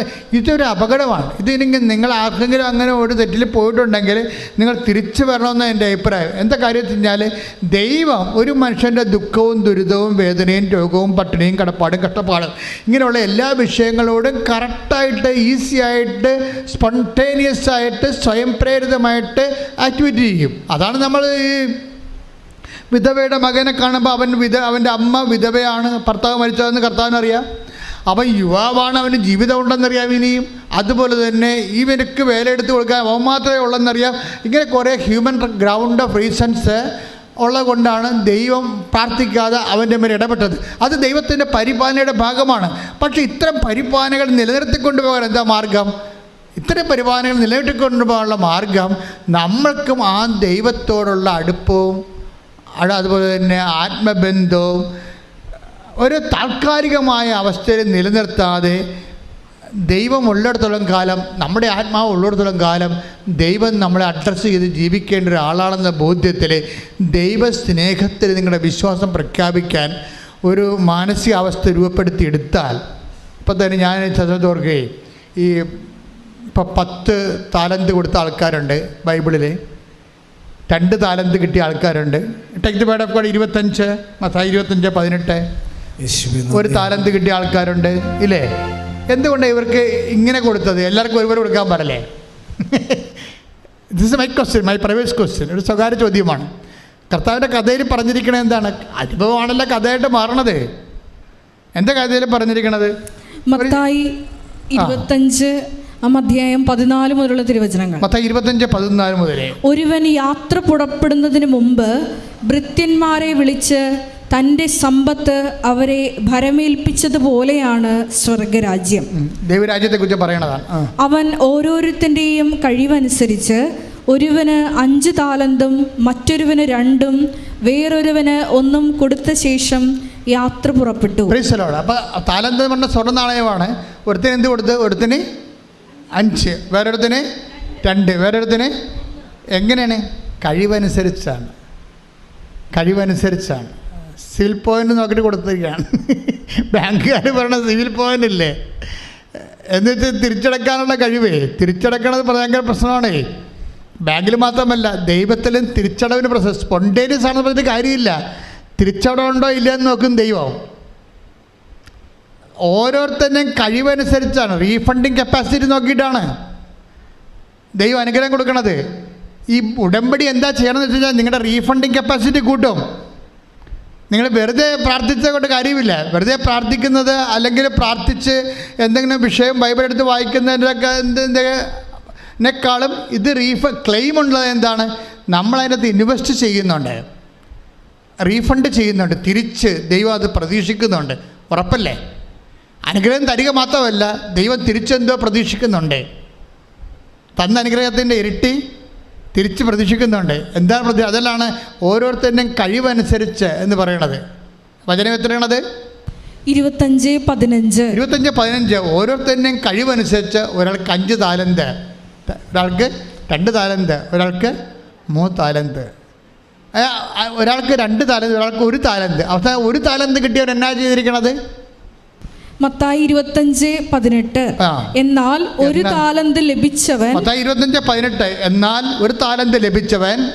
ഒരു താലന്ത് ലഭിച്ചവൻ പോയി നിലം കുഴിച്ച് യജമാനന്റെ പണം മറച്ചു വെച്ചു. ഈ കക്ഷിക്ക് അറിയാവുന്ന കാര്യം ഇതാണ് ആകപ്പാടെയുള്ളത്. വേറെ ഒരു പരിപാടി അറിയത്തില്ല. എന്നിട്ട് മാറിക്കിടന്ന് മൂക്കറ്റം തിന്നേച്ച് ഉറങ്ങും. അത്രേ ഉള്ളൂ. കുഴിച്ചിടുന്ന പാർട്ടിയാണ്. അതായത് ഈ ഉടമ്പടി എടുത്തിട്ട് പിന്നെ കുഴിച്ചിടുന്ന ക്രിസ്ത്യാനികളെ കെട്ടിക്കഴിഞ്ഞാൽ ദൈവം അവനെ പിടിച്ച് കുഴിച്ചിടാൻ സാധ്യതയുണ്ട്. എന്താ പറയുക? ഈ ഉടമ്പടി എടുത്തു കഴിഞ്ഞാൽ പിന്നെ നമ്മൾ കിട്ടിയ അനുഗ്രഹത്തെ അത് ഇരട്ടിപ്പിക്കാൻ നോക്കണം. ഇത് അനുഗ്രഹമായാലും സൽപ്രവൃത്തി ആയാലും ദൈവം ഇരട്ടിയാണ് ആഗ്രഹിക്കുന്നത് തിരിച്ച്. അതുകൊണ്ട് ഈശോയുടെ രീതിയെല്ലാം അങ്ങനെയാണ്. 1 മൈൽ പോകാൻ പറഞ്ഞാൽ 2 മൈൽ പോകണമെന്ന് പറയുമ്പോൾ തന്നെ അങ്ങനെയാണ്. അത് ഇതിൻ്റെ പ്രശ്നം വെച്ച് കഴിഞ്ഞാൽ ഇപ്പം നിങ്ങൾ ചെയ്തുകൊണ്ടിരിക്കുന്ന പല ആൾക്കാരും ചെയ്തുകൊണ്ടിരിക്കുന്നത് ഇവിടുന്ന് തരുന്നതിൻ്റെ പകുതിയാണ് ചെയ്യണത്. അത് ആ കുഴിച്ചിടുന്ന പാർട്ടിയെ പോലെ വരും. അതാണ് വരാൻ വരെ പല ആൾക്കാരുടെ ഉടമ്പടി ക്രാക്കാകാത്തതിൻ്റെ കാരണം ഇതുപോലെ കുഴിച്ചിടൽ പാർട്ടികളായതുകൊണ്ടാണ്. ദൈവം നമ്മളിൽ പ്രതീക്ഷിക്കുന്നുണ്ട്, കഴിവനുസരിച്ചാണ് കൊടുക്കണത്. അല്ലാതെ ഇതിൻ്റെ അകത്ത് എല്ലാവർക്കും ഒരുപോലെ അല്ല കൊടുക്കണത്. ആർക്കാണ് കൂടുതൽ വിശ്വസിക്കാനോ പ്രാർത്ഥിക്കാനോ അതനുസരിച്ച് ദൈവസ്നേഹത്തോടെ പ്രവർത്തിക്കാനോ കഴിയുന്നവന് ദൈവം ഇരട്ടി കൊടുക്കും. ഭൗതിക ആനുകൂല്യം മാത്രമല്ല, ദൈവത്തിൽ നിന്ന് നമുക്ക് ലഭിക്കുന്നത് ദൈവിക കൃപയാണ്. അത് ദൈവത്തിൻ്റെ ശക്തിയാണ്. അത് നിത്യമഹത്വത്തിന് ഉതകുന്ന ദൈവത്തിൻ്റെ ശക്തിയാണത്. അപ്പം അതുകൊണ്ട് തന്നെ എൻ്റെ സഹോദരങ്ങൾ, ഒരു കാരണം മാന്യം കൂടാതെ, സൽപ്രവർത്തികളിൽ മാന്യം കൂടാതെ, take the word of God. സ്തുതിക്കട്ടെ. Hallelujah hallelujah hallelujah hallelujah.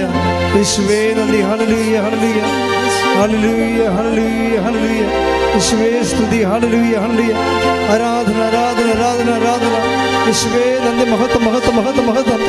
Hallelujah hallelujah hallelujah. യേശുവേ സ്തുതി. ഹല്ലേലൂയ. വേണ്ടി നിർബന്ധിക്കാം. അത് സമ്മർദ്ദമാണ്. എന്താ കാര്യം എന്ന് വെച്ച് കഴിഞ്ഞാൽ, നിങ്ങൾ കുഴിച്ചിടുന്ന പാർട്ടിയാണെന്ന് ദൈവത്തിന് നേരത്തെ അറിയാൻ പറ്റും. ഇതൊന്നും നടക്കത്തില്ല. ഉടമ്പടിത്തിക്കൊണ്ട് വീട്ടിൽ വെച്ചിട്ട് നിങ്ങളുടെ പരിപാടിക്ക് പോകുകയുള്ളൂ.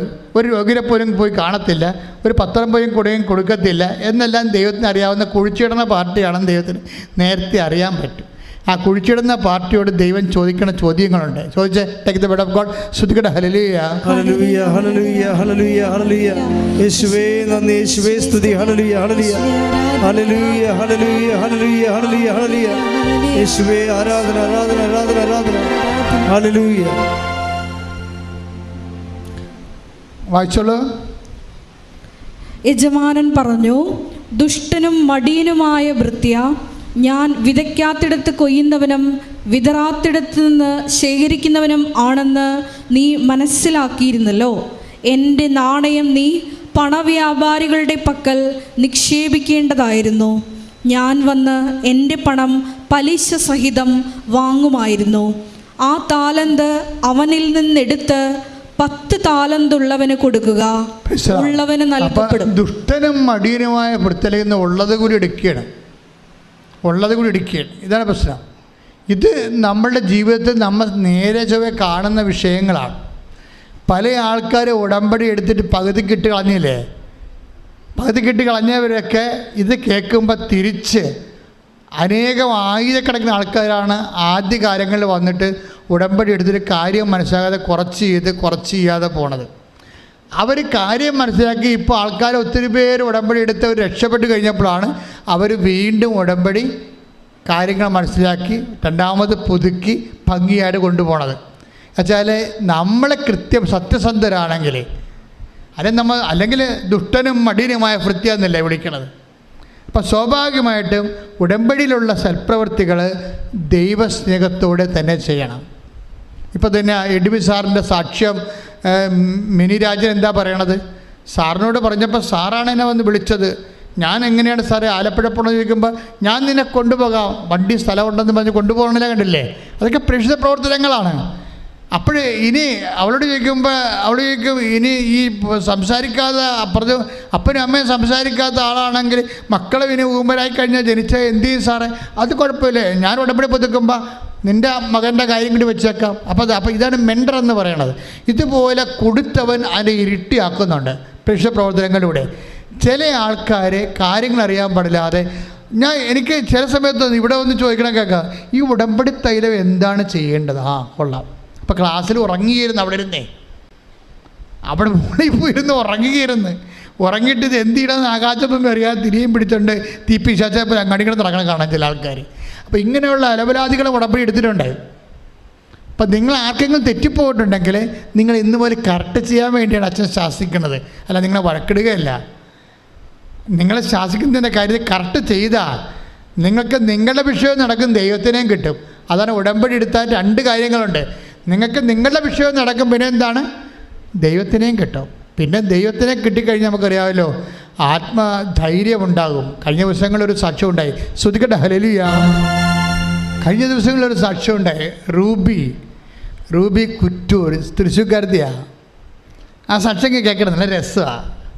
അവരുടെ മനസ്സിന് ധൈര്യം പോയിരിക്കുക. ഇപ്പം ധൈര്യത്തെക്കുറിച്ചല്ല ഞാൻ സംസാരിച്ചത്. അപ്പം ധൈര്യം പോയി. എന്താ കാര്യം അറിയാമോ?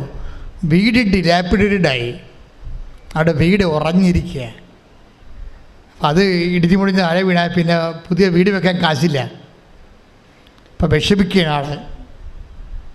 അപ്പം ഇത്രയും വീട് സെറ്റ് ചെയ്ത് പല പ്രാവശ്യം ശ്രമിച്ചെങ്കിലും നടന്നില്ല. അപ്പോൾ നടക്കാതെ വന്നപ്പോൾ ഇവർ വന്ന് ഉടമ്പടി എടുക്കും വീട് വെക്കാൻ വേണ്ടി. ഇങ്ങനെ ഉടമ്പടി എടുത്ത് ഉടമ്പടിയിൽ അങ്ങനെ ജീവിക്കുകയാണ്. തുടങ്ങിയതേ ഉള്ളൂ.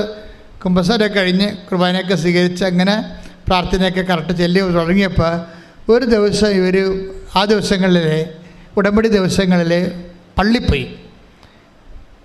പോയി കഴിഞ്ഞപ്പോൾ പള്ളിയുടെ വാതിക്ക് നിൽക്കുമ്പോൾ പള്ളിയുടെ വാതിക്കൂടെ കയറാൻ നേരത്ത് പള്ളിയുടെ കിണറ്റിൻ്റെ വാതിക്ക് ഒരു സിമൻ്റ് ബക്കറ്റും പിടിച്ച് ഒരു ചേർത്ത് നിൽക്കണം. ഇവിടെ തന്നെ നോക്കിക്കൊണ്ട് നിൽക്കുകയാണ്. ഒരു കുടയും പിടിച്ച് നിൽക്കുകയാണ്. ഒരു കുടയും പിടിച്ച് സിമൻ്റ് ബക്കറ്റും പിടിച്ച് ചേർത്ത് നിൽക്കുകയാണ്. അപ്പോൾ ഉടനെ ഇവർ തന്നെ നോക്കി നിൽക്കുകയാണ്. വരാരിയിൽ അവിടെ ഇല്ല. അവരകത്ത് കയറി പള്ളിയുടെ അകത്തിരുന്നപ്പോഴും ഇവർ നോക്കുന്നുണ്ട്. ഇവരോട് എന്തോ പറയാനുണ്ട്. ഈ ചേടത്തേക്ക്, ഈ സിമൻറ്റ് ബക്കറ്റും പിടിച്ച് കുടയും പിടിച്ച് നിൽക്കുന്ന ചേടത്തേക്ക് ഇവരോടെന്തോ പറയാനുണ്ട്. പക്ഷെ അവർക്ക് അടുത്ത് വന്നിരുന്നെങ്കിൽ പറയാൻ പറ്റിയാലും, പക്ഷെ അവരങ്ങനെ വരേണ്ട കാര്യമാണെന്ന് തോന്നിയില്ല. അവരകത്ത് കയറി കഴിഞ്ഞപ്പോഴും ഇവർക്കൊരു ധൈര്യം കിട്ടി. അവരതാ പറയണത്, ഈ ചേടത്തെ കണ്ടതിന് ശേഷം എനിക്ക് വല്ലാത്ത ധൈര്യമായി. പിറ്റേ ദിവസം ഞങ്ങളുടെ വീട്ടിൽ എൻജിനീയർ വന്ന്, അത്രയും നാൾ വരാതിരുന്ന മനുഷ്യൻ വന്നിട്ട് പെരക്ക് സ്ഥാനം വളർന്നിട്ട് സ്കെച്ചും പ്ലാനും ആക്കിയിട്ട് ഉടനെ പെരപ്പണി ആരംഭിച്ചു. പെരപ്പണി തകൃതിയായിട്ട് നടന്നുകൊണ്ടിരിക്കുന്ന സമയത്ത് ഞാനൊരു ധ്യാനകേന്ദ്രത്തിൽ പോയി. 5 ദിവസത്തെ ധ്യാനത്തിന് പോയി. അപ്പോൾ ഒരു ബ്രദർ എന്നോട് ചോദിച്ചു, കൗൺസിലിംഗ് എന്ന ബ്രദർ ചോദിച്ചു, കൃപാസനം മാതാവിനെ കണ്ടല്ലേ എന്ന് ചോദിച്ചു. ഞാൻ വിയർത്തു പോയി എന്ന് പറഞ്ഞ്. കാര്യം ബ്രദറിനെ അവർ കിണറ്റിൻ ചുവട്ടി വെച്ച് കണ്ട ആൾ കൃപാസനം മാതാവാണെന്ന് അമ്മക്കറിയത്തില്ല. അതുകൊണ്ട് ബ്രദറിലൂടെ അമ്മയെ വെളിപ്പെടുത്തിയാണ്. അപ്പം കറക്റ്റല്ലേ? സിമൻറ്റ് ബക്കറ്റ് പെരപണിയാനും ഉള്ള ആൾക്കാർ ഉപയോഗിക്കണമല്ലോ സിമൻറ്റ് ബക്കറ്റ്. കുടയെന്ന് പറഞ്ഞാൽ എന്താണ്? വീടിന് നമ്മൾ ഉപയോഗിക്കുന്നത് കുടയാണ്. വീടിൻ്റെ സിമ്പിൾ എന്താണ്? കുടയാണ്. മഴ വരാതിരിക്കാൻ വേണ്ടിയല്ലേ നമ്മൾ വീട് പണി താമസിക്കണത്. അപ്പം നിൻ്റെ വീട് പണിയാൻ വേണ്ടി ഞാൻ റെഡിയാണ്. സിമൻറ്റ് ബക്കറ്റും പിടിച്ച് കുടയും പിടിച്ച് ആൾ നിൽക്കുകയാണ്, കൈ ഇട്ടിച്ച് കത്താൻ. അപ്പോൾ ഇപ്പോൾ ജോസഫത്തിന് മാത്രമല്ലല്ലോ മാതാവ് പ്രത്യക്ഷപ്പെടണത്. എല്ലാവർക്കും, ആർക്കെല്ലാം ധൈര്യം പോകുന്നുണ്ടോ, ആർക്കെല്ലാം കണ്ണീര് പൊടിയുന്നുണ്ടോ, ആർക്കെല്ലാം രോഗമുണ്ടോ, ആർക്കെല്ലാം വിഷമമുണ്ടോ, അവിടെ മുമ്പിലെല്ലാം പ്രത്യക്ഷപ്പെട്ടുകൊണ്ട് സഞ്ചാരി മാതാവ് ഈ ദുരന്തമുണ്ടാകാമ്പോൾ പ്രാർത്ഥിക്കണമെന്ന് പറഞ്ഞ് അമ്മ നമ്മളെക്കൊണ്ട് ലോകത്തെ കൊണ്ട് പ്രാർത്ഥിപ്പിച്ചുകൊണ്ട് ലോകത്തെ വിശുദ്ധീകരിക്കുകയും ശക്തീകരിക്കുകയും സംരക്ഷിക്കുകയും ചെയ്യുന്ന വലിയ കാലഘട്ടത്തിലെ കാർപ്പോടുകൂടി കർത്താവ് ശ്രദ്ധിക്കട്ടെ. ഹല്ലേലൂയ, ഹല്ലേലൂയ, ഹല്ലേലൂയ, ഹല്ലേലൂയ. ഞാൻ പറഞ്ഞു വരുന്ന ഇതാണ് മക്കളെ, ആ മത്തായിയുടെ ശ്രീകായുടെ സുവിശേഷം 25:18 എന്തുകൊണ്ടാണ് യവനെ ദൈവം 1 താലന്ത് മാത്രം കൊടുത്തത്? മറ്റുള്ളവർക്ക് 5ഉം 2ഉം കൊടുത്തപ്പോൾ ഈ കക്ഷിക്ക് എന്താ 1 കൊടുത്തത്? അവൻ കുഴിച്ചിടുമെന്ന് ദൈവത്തിന് നേരത്തെ അറിയാം, ദൈവമല്ലേ വിഷയം. അവൻ കുഴിച്ചിടുമെന്ന് ഈ ഒരു സംഭവം നടക്കത്തില്ല, ചുമ്മാ മടിയ അഭ്യാസം കാണിക്കാൻ വേണ്ടി ഉടമ്പടി എത്തിയിരിക്കുകയാണെന്ന് വിചാരിച്ചുകൊണ്ട് യവൻ കുഴിച്ചിടുമെന്ന് ദൈവത്തിന് അറിയാം. അതുകൊണ്ടാണ് ആളെന്തരം നോക്കിയ ദൈവം പെരുമാറിയിരിക്കുന്നത്. 1 കൊടുത്തിരിക്കുന്നത്. പോയാലും 1 പോകത്തുള്ളൂ, ആ 2 പോകത്തില്ലല്ല. എപ്പോഴും നമ്മൾ മനസ്സിലാക്കണം, ദൈവം ഈ ആളെ നോക്കുക ആദ്യം തന്നെ. നാളെ എന്ത് സംഭവിക്കും, നാളെ എന്താ സംഭവിക്കണം. മിനിരാജൻ എന്താ പറയണത്? ഞാൻ ഉടമ്പടി ജീവിക്കാൻ പോവുകയാണ്. അപ്പോൾ അവൾ അതങ്ങനെ ചെയ്യുമെന്ന് ദൈവത്തിന് അറിയാം, അങ്ങനെ അവൾ ചെയ്യുമെന്ന് ദൈവത്തിന് അറിയാം. അതുപോലെ തന്നെ നമ്മൾ നാളെ ഈ ഉടമ്പടിയുമായിട്ട് പോകുമ്പോൾ എന്താണ് നമ്മൾ ചെയ്യണമെന്ന് ദൈവത്തിന് നേരത്തെ അറിയാം. ഇപ്പം ഞാൻ ചില സമയത്ത് ഞാൻ ചില സമയത്ത് ബൈബിൾ വായിക്കുമ്പോൾ ഞാൻ ചിരിക്കും. സാധാരണ ബൈബിൾ വായിക്കുമ്പോൾ ചിലപ്പോൾ കരയുകയും ചെയ്യും. ബൈബിൾ അങ്ങനെ ഒരു പുസ്തകമാണ്. കർത്താവിൻ്റെ ഫീലിങ്ങിലോടുകൂടി നമ്മൾ പോകുമ്പോൾ ചിലപ്പോൾ കരഞ്ഞുകൊണ്ടിരിക്കും നമ്മൾ, ചിലപ്പോൾ ചിരിക്കും, ചിലപ്പോൾ വിസ്മയിക്കും, ചിലപ്പോൾ അന്തം വിട്ടു പോകും. ബൈബിൾ അങ്ങനെ ഒരു സംഭവമാണ്. അതെന്ത് സംഭവിച്ചു? ഞാനൊരു സമയം ബൈബിൾ വായിച്ചോ ചിരിച്ച്. എന്നൊക്കെ എനിക്ക് ദൈവത്തിൻ്റെ സ്വഭാവം അറിയാവില്ല. കാര്യം കർത്താവ് ആ വീട്ടിൽ ചെന്നിരിക്കണതാണ്. ആരുടെ? പത്രോസിൻ്റെ വീട്ടിൽ. പത്രോസിൻ്റെ വീട്ടിൽ ചെന്നപ്പോൾ എന്നാ സംഭവിച്ചിരിക്കണത്? പത്രോസിൻ്റെ ഭാര്യയുടെ അമ്മ വലിയ കൊടിയ പനി പിടിച്ച് ഡെങ്കി അടിച്ച് കിടപ്പാണ്. പാർട്ടി വലിയ പനി പിടിച്ച് കിടക്കുകയാണ്. പക്ഷേ അമ്മയ്ക്ക് ഈശോയ്ക്ക് അറിയാം എന്താ സംഭവം. ഇവരെഴുന്നേറ്റാൽ തീർച്ചയായിട്ടും ഒരു ഗ്ലാസ് വെള്ളം ആ വീട്ടിൽ നിന്ന് കിട്ടാൻ സാധ്യതയുണ്ട്. ക്ലിയർ? അത് ക്ലിയറാണ്, എൻ്റെ സംശയമില്ല. എൻ്റെ അത് എഴുതിയിട്ടുണ്ടായിരുന്നു, ഇല്ലാത്തൊന്നും ഞാൻ പറഞ്ഞിട്ടില്ല. അവരെ അങ്ങനെ ഒരു നല്ല സ്ത്രീയാണ്. കാര്യം വെച്ച് കഴിഞ്ഞാൽ ചിലർ പറയും പത്രോസിൻ്റെ ഭാര്യ നേരത്തെ മരിച്ചുപോയി, മക്കളെ നോക്കിയത് മദർ ഇൻ ലോയാണ് എന്ന് പറയും. എനിവേ നോക്കിയല്ലോ. ഇനി ഭാര്യ ഉണ്ടായാലും കർത്താവിൻ്റെ ജോലിക്ക് വേണ്ടി പത്രോസ് പോയപ്പോൾ ഈ ഭാര്യനെയും മക്കളെ നോക്കിയതാരാണ്? ആ ചെടുത്തിയാണ്. ആ ചെടുത്തി ബേസിക്കലി നല്ല പ്രഷിതയാണ്. അവർ പനി പിടിച്ചാണ് കിടക്കണമെന്നുണ്ടെങ്കിലും അവർ എഴുന്നേറ്റ് കഴിഞ്ഞപ്പോൾ ഉടനെ ചെയ്ത പരിപാടി എന്താണ്? അവരെ ശുശ്രൂഷിച്ചു. Take the bed of God. ശ്രദ്ധിക്കട്ടെ. ഹല്ലേലൂയ. ലൂക്ക 4:39. അവൻ അവളുടെ അടുത്തെത്തി പനിയെ ശാസിച്ചു. അത് അവളെ വിട്ടുമാറി. ഉടനെ അവൾ എഴുന്നേറ്റ് അവരെ ശുശ്രൂഷിച്ചു. ഇതാണ് പ്രശ്നം. നമുക്ക് പലർക്കും ഇല്ലാത്തൊരു വിഷയമാണ്. പനി കഴിഞ്ഞതല്ലേ ഉള്ളൂ, ഇനി 2 ആഴ്ച കഴിഞ്ഞിട്ട് ശുശ്രൂഷിക്കാമെന്ന് പറഞ്ഞ് കിടന്നുണ്ടാക്കും. ഇല്ല വിഷയം ഇതല്ലേ. ശുശ്രൂഷിക്കാൻ മനസ്സില്ലാത്തവരെ സംബന്ധിച്ചിടത്തോളം പനിയല്ല, പണ്ടാരം വിട്ടു മാറിയാലും കൈയനങ്ങത്തില്ല അവരുടെ. ഈ ചേർത്തി കുറച്ച് ബെറ്ററാണ്. എന്താ പറഞ്ഞത്? പനി അവരെ വിട്ടുമാറി. ഇതെന്താ ചെയ്തത്? ഉടനെ അവൾ എഴുന്നേറ്റ് അവരെ ശുശ്രൂഷിച്ചു. അപ്പം നമ്മുടെ ഒരു ആവശ്യം കഴിഞ്ഞു കഴിഞ്ഞാൽ, ഒരു സങ്കടം കഴിഞ്ഞാൽ ഉടനെ ശുശ്രൂഷ മൈൻഡുള്ളവരെ സംബന്ധിച്ചിടത്തോളം ആവതുണ്ടെങ്കിൽ, ഇത്തിരി ആവത് കിട്ടിയാൽ, തല പൊങ്ങി കിട്ടിയാൽ അവർ കർത്താവിൻ്റെ ജോലി ചെയ്യും. ഉടമ്പടി എടുത്ത എൻ്റെ ദൈവത്തിൻ്റെ പൈതലെ സത്യം ചെയ്യുക. നിൻ്റെ തല അല്പം പൊങ്ങിയ അപ്പം കർത്താവിൻ്റെ പേര് നീ ചെയ്യുമെങ്കിൽ അത് നീ ചെയ്യുമോ. നമ്മുടെ പട്ടണത്തിൽ നമ്മുടെ ജീവിതത്തിൽ പല കാര്യങ്ങളൊക്കെ ഇല്ലായ്മക്കാരാണെന്ന് വിചാരിക്കുക. നമ്മുടെ ഇല്ലായ്മ ഒരു ദിവസം ദൈവം പരിഹരിക്കുകയാണെങ്കിൽ അപ്പം തന്നെ പരിഹരിക്കണ ആ സമയത്ത് തന്നെ നിങ്ങൾക്ക് കിട്ടിയതിൻ്റെ പങ്ക് മറ്റുള്ളവർക്ക് കൊടുക്കുമെങ്കിൽ കർത്താവ് ഇന്ന് അത്ഭുതം പ്രവർത്തിക്കും. പറഞ്ഞാൽ മനസ്സിലായില്ലേ? നമ്മൾ പട്ടിണിയും പ്രവട്ടവും കഷ്ടപ്പാടും ഒക്കെ ആയിട്ട് പോവുകയാണ്. പക്ഷേ നിങ്ങളെ ഒന്ന് നേരെ നിൽക്കാൻ, തല പൊങ്ങാൻ കർത്താവ് അനുവദിച്ചാൽ നിങ്ങൾ അതേസമയം തന്നെ മറ്റുള്ളവരെ എല്ലാവരെയും സഹായിക്കുമെന്നുണ്ടെങ്കിൽ കർത്താവ് നിങ്ങളെ ഇന്ന് അനുഗ്രഹിക്കും. അത് വചനം ഏതാണെന്ന് അറിയാവോ? അതായത് 5:7 take the word of God. ലൂക്കാസ് സുവിശേഷം ശ്രദ്ധിക്കട്ടെ. ഹല്ലേലൂയ ഹല്ലേലൂയ ഹല്ലേലൂയ ഹല്ലേലൂയ. യേശുവേ നന്ദി, യേശുവേ സ്തുതി. ഹല്ലേലൂയ. ലൂക്ക 5:7. അവർ മറ്റേ വെള്ളത്തിൽ ഉണ്ടായിരുന്ന കൂട്ടുകാരെ ആംഗ്യം കാണിച്ച് സഹായത്തിന് വിളിച്ചു. അവർ അതെന്താ പ്രശ്നം വെച്ച് കഴിഞ്ഞാൽ ഇവർ വള്ളത്തിന് പണിയൊന്നും ഇല്ലാതെ വിഷമിക്കുകയാണ്. അപ്പോൾ കർത്താവ് പറഞ്ഞു വലതുവശത്ത് വലയിറക്കുക, അപ്പോൾ നിങ്ങൾക്ക് കിട്ടുമെന്നില്ല. കിട്ടിയപ്പോൾ വല തകൃതിയായി കിട്ടിയത് എന്തുകൊണ്ടാണ് തകൃതിയായി? അതായത് ഒരു വള്ളത്തിനല്ല കൊടുത്തിരിക്കുന്നത്, 2 വള്ളത്തിനും കൂടി കൊടുത്തിരിക്കുക. അടുത്തുള്ള വള്ളങ്ങൾക്ക് എല്ലാം വേണ്ടിയാണ് കൊടുത്തിരിക്കണം കർത്താവ്. അവർക്കത് മനസ്സിലായി. അത് പക്ഷേ നമ്മുടെ ഒരു വീടിന് വേണ്ടി മാത്രമല്ല ദൈവം അനുഗ്രഹിക്കണത്. ദൈവം നിങ്ങളുടെ ബുദ്ധി നിങ്ങളെ അനുഗ്രഹിക്കുമ്പോൾ നിങ്ങളുടെ അമ്മയുടെ അനിയത്തിമാർ, ചേട്ടത്തിമാർ, ചേട്ടന്മാർ, അയൽവാസികൾ, അന്യമതസ്ഥർ, അയൽവാസികളുമായി നമ്മുടെ നാട്ടിൽ നമ്മുടെ കൂടെ താമസിക്കുന്ന പാവപ്പെട്ടവർ എല്ലാവരെയും ഉദ്ദേശിച്ചുകൊണ്ടാണ് ദൈവം നമ്മൾ അനുഗ്രഹിക്കണത്. ഈ ഒരു ബോധം ഉണ്ടാകണം. കിട്ടിയെന്ന് പറഞ്ഞ് നമ്മൾ മാത്രം എടുത്തുകൊണ്ട് അണ്ണാക്കിലോട്ട് കയറ്റി കഴിഞ്ഞാൽ ദൈവം പിന്നെ കാലണ കാശൊക്കെ തരത്തില്ല. ദൈവത്തിൻ്റെ അനുഗ്രഹത്തിൻ്റെ മൈൻഡ് സെറ്റ്, ദൈവത്തിൻ്റെ മനസ്സറിയണം. ഇല്ലായ്മയാണ് വല്ലായ്മയാണെന്ന് കണ്ടാൽ ദൈവം തീർച്ചയായിട്ടും നിങ്ങളെ സഹായിക്കുമ്പോൾ തരുമ്പോൾ നിങ്ങൾക്ക് വേണ്ടതിനേക്കാൾ കൂടുതൽ തരുന്നതിൻ്റെ കാരണം മറ്റുള്ളവരെ സഹായിക്കാൻ തന്നെയാണ്. അതാ വചനം പറഞ്ഞത്. അവർ മറ്റു വള്ളക്കാരെ ആംഗ്യം കാണിച്ച് വിളിക്കേണ്ടി വന്ന സാഹചര്യം എന്താണ്? ഇവർക്ക് എടുത്താൽ പൊങ്ങാത്ത കൊണ്ടാണ്. എന്താ എടുത്താൽ പൊങ്ങാത്ത വന്നത്? അവർക്കുള്ളത് കൂടി കൊടുത്തത് കൊണ്ടാണ് ഇവർക്ക് പൊങ്ങാൻ പറ്റും. പക്ഷെ അവരത് മനസ്സിലാക്കി. എടുത്താൽ പൊങ്ങാത്ത സംഭവമാകുമ്പോൾ അവർക്കുള്ളത് കൂടി ഇതിനകത്ത് ഉണ്ടെന്ന് മനസ്സിലാക്കിയിട്ട് അവരത് കൊടുത്തു. അവരുടെ മറ്റു വള്ളങ്ങളെ മുങ്ങാറാകുളം നിറച്ച്.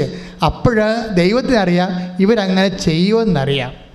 നിൻ്റെ സഹോദരനെ, ശത്രുവിനെ പോലും നീ നാളെ സന്ധിക്കുമെന്ന് ദൈവത്തിന് അറിയാൻ പറ്റുമെന്നുണ്ടെങ്കിൽ അങ്ങനെ ഒരു മനസ്സിലോട്ട് നീ മാറുകയാണ്, ഉടമ്പടി പ്രകാരം മാറുകയാണെങ്കിൽ ദൈവപൈതലേ, ഇന്ന് ഈ രാത്രി നിൻ്റെ ജീവിതത്തിൽ ഒരു അത്ഭുതം സംഭവിക്കും.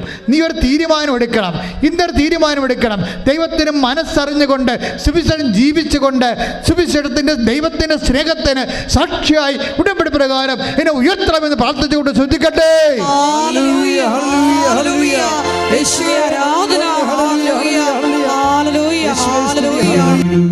കർത്താവിൻ്റെ കാലത്ത് നടന്ന ദൈവത്തിൻ്റെ മനസ്സലിവിൻ്റെ അനുകമ്പാരിതമായ പരസ്നേഹ ഉപവിപ്രവർത്തനങ്ങൾ എല്ലാ കാലങ്ങളിലും സൂര്യൻ അസ്തമിക്കണവരെ നടക്കണമെന്ന് ദൈവത്തിന് ആഗ്രഹമുള്ളത് കൊണ്ടാണ് കർത്താവ് പറഞ്ഞത്. എന്താണ്? ഞാൻ പോയാലും നിത്യത്തിലേക്ക് പോയാലും ഞാൻ അരൂപിയിൽ ആത്മാവിൽ നിങ്ങളുടെ കൂടെ വസിക്കുമ്പോഴും നിങ്ങളിവിടെ ഉണ്ടായിരിക്കുന്ന കാലം എന്ത് ചെയ്യണം? ഇത് നിങ്ങൾ തുറന്നുകൊണ്ടേയിരിക്കണം. രോഗിയെ കാണുമ്പോഴും ഇല്ലായ്മയെ കാണുമ്പോഴും വരയമയെ കാണുമ്പോഴും നിങ്ങൾ അവരെയെല്ലാം ഞാനാണെന്ന് കരുതിക്കൊണ്ട് എൻ്റെ മനസ്സലിവ് ഈ കാലഘട്ടങ്ങളിൽ എന്നെ സ്വീകരിക്കുന്നവരിലൂടെ ഇതിൽ നിന്ന് മറ്റവരിലേക്ക് പകർന്നുകൊണ്ട് ഇരുന്നുകൊണ്ട് ഈ ലോകം മുഴുവനും സ്നേഹത്തിൻ്റെ അനുകമ്പയുടെ ഉപവിയുടെ ദൈവരാജ്യമായി മാറണമെന്ന ഉദ്ദേശത്തോടു കൂടിയാണ് കർത്താവ് സംസാരിച്ചത്. മത്തായിയുടെ സുവിശേഷം 25:35 ശ്രദ്ധിക്കട്ടെ.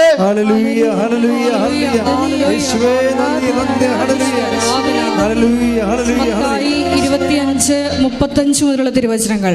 എന്തെന്നാൽ എനിക്ക് വിശന്നു, നിങ്ങൾ എനിക്ക് ഭക്ഷിക്കാൻ തന്നു. എനിക്ക് ദാഹിച്ചു, നിങ്ങൾ കുടിക്കാൻ തന്നു. ഞാൻ പരദേശിയായിരുന്നു, നിങ്ങൾ എന്നെ സ്വീകരിച്ചു. ഞാൻ നഗ്നനായിരുന്നു, നിങ്ങൾ എന്നെ ഉടുപ്പിച്ചു. ഞാൻ രോഗിയായിരുന്നു, നിങ്ങൾ എന്നെ സന്ദർശിച്ചു. ഞാൻ കാരാഗൃഹത്തിലായിരുന്നു, നിങ്ങൾ എൻ്റെ അടുത്ത് വന്നു. ആർക്കെല്ലാം എന്തെങ്കിലും ചെയ്തോ, ആരെല്ലാം പട്ടിണിയും പരിവട്ടവും വിഷമവും വേദനയും കാരാഗ്രഹവുമായിട്ട് ഇവിടെ ജീവിക്കുന്നുണ്ട്, കണ്ണിൽ നിന്ന് കണ്ണീര് പൊടിയുന്നുണ്ട്, അവരെല്ലാം ഞാനാണെന്ന് പറഞ്ഞുകൊണ്ട് മനുഷ്യരാശിയുടെ കണ്ണീരിനോട് മാനുഷികമായ അജ്ഞത പുലർത്താൻ വേണ്ടി മനുഷ്യാവതാരം ചെയ്തവൻ ഇന്ന് നിന്റെ കൂടെ ജീവിക്കുന്നുണ്ടെങ്കിൽ അവൻ്റെ കൈയായി കാലായി അവനായി നീ തുടരേണ്ട സുവിശേഷ ജോലിയാണ് ഉടമ്പടി നിന്നെ ഏൽപ്പിക്കുന്നത്. കൈ അടിച്ചു കിടത്താൻ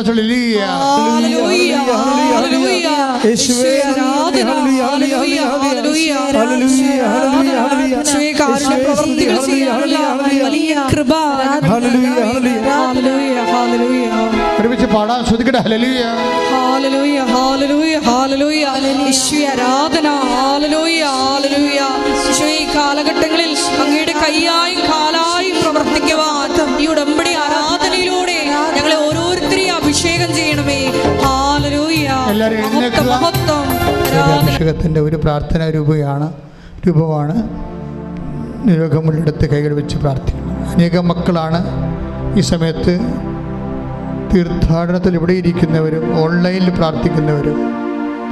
അവരെപ്പോഴാണ് ഈ ആരാധന കൂടാൻ സൗകര്യം കിട്ടുന്നത് അപ്പോഴൊക്കെ അവർ സൗഖ്യപ്പെടുന്ന സന്ദേശങ്ങൾ സാക്ഷ്യം ഇവിടെ ഒന്ന് പറഞ്ഞിട്ട് നമുക്ക് കേട്ടിട്ടുണ്ട്, യൂട്യൂബിലുണ്ടത്. അതുകൊണ്ട് തന്നെ ആ ഒരു ബോധത്തിലും വിശ്വാസത്തിലും വേണം നിങ്ങൾ കൈവെക്കാൻ. നിങ്ങൾ കൈവെക്കുമ്പോൾ കർത്താവിൻ്റെ ആണിപ്പെടുത്താവുന്ന അത്ഭുതകരമാണെന്ന് നിങ്ങൾ മനസ്സിലാക്കണം. ആ കൈകൾ പ്രാർത്ഥിക്കുക, കർത്താവേ എൻ്റെ കൈകളെ അങ്ങയുടെ ആണിപ്പെടുതാർന്ന അത്ഭുതകരങ്ങളായി അങ്ങ് മാറ്റണമേ. കർത്താവേ കാറ്റിനെ ശാസിച്ച അങ്ങയുടെ കരങ്ങള് എൻ്റെ രോഗമുള്ളിടത്ത് ഇപ്പോൾ വയ്ക്കണമേ. കർത്താവേ ലാസറിനെ ഉയർപ്പിച്ച അങ്ങയുടെ ശക്തമായ കരങ്ങള് എൻ്റെ രോഗമുള്ളിടത്ത് ഇപ്പോൾ വെക്കണമേ. അന്തന്റെ കണ്ണിനെ സ്പർശിച്ച അങ്ങയുടെ കരുണയുടെ കരങ്ങള് എൻ്റെ രോഗമുള്ളിടത്ത് ഇപ്പോൾ വെക്കണമേ. കാനായിലെ വെള്ളത്തെ വീഞ്ഞാക്കിയ അങ്ങയുടെ ആശീർവാദ കരങ്ങള് ഇപ്പോൾ എൻ്റെ മേൽ വയ്ക്കണമേ. പാപങ്ങളെ എഴുതി തള്ളിക്കൊണ്ട് പാപിനോട് സംസാരിച്ചപ്പോൾ നിലത്തെഴുതിയ കർത്താവേ അങ്ങയുടെ പാപക്ഷമയുടെ കരങ്ങള് ഇപ്പോൾ എൻ്റെ മേൽ വെക്കണമേ. അഞ്ചപ്പത്തെ ആശീർവദിച്ച് 5000 പേർക്കായി വിളമ്പിയ കർത്താവേ അങ്ങയുടെ അപ്പത്തെ ആശീർവദിച്ച കരങ്ങള് എൻ്റെ ജീവിത ആവശ്യങ്ങളുടെ മേൽ ഇപ്പോൾ വെക്കണമേ. കർത്താവേ ചെകിടന് തുറക്കപ്പെടട്ടെ കൽപ്പിച്ചുകൊണ്ട് ചെവികളിലെ വയ്ക്കപ്പെട്ട അങ്ങയുടെ സൗഖ്യ കരങ്ങള് എൻ്റെ ശരീരത്തിലെ രോഗമുള്ളെടുത്ത് ഇപ്പോൾ വെക്കണമേ.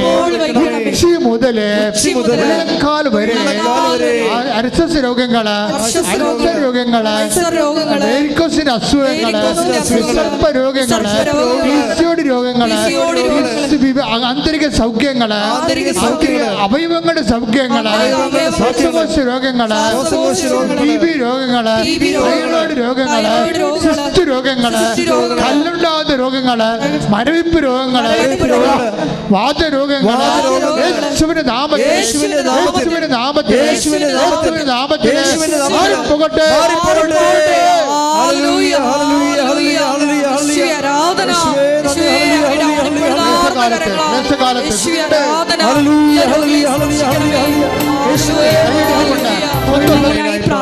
അവരേതെല്ലാം കാലത്ത് എന്തിനെല്ലാം വേണ്ടി പ്രാർത്ഥിച്ചാലും ഈ പ്രാർത്ഥനയുടെ ശക്തിവിശേഷം അവർക്ക് അനുഭവപ്പെടുവാൻ അമ്മേ പരിശുദ്ധ അമ്മേ എല്ലാവർക്കും വേണ്ടി സ്വർഗീയ നിമിഷങ്ങളിലെ വഹിക്കണമേ. മക്കളില്ലാത്തവര് സ്ത്രീ സണ്ടത്വമുള്ളവര് പുരുഷ സണ്ടത്വമുള്ളവര് കർത്താവേ അങ്ങ് സ്പർശിക്കണമേ.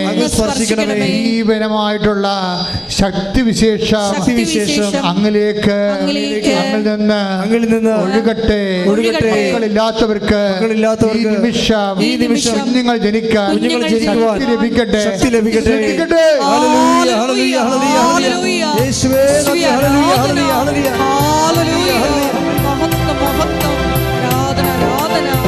കിട്ടാത്തവരെ പരീക്ഷയിൽ ആദ്യം തോറ്റവര് റീവാലുവേഷൻ കൊടുത്തവര് റിസൾട്ട് പ്രതീക്ഷിക്കുന്നവര്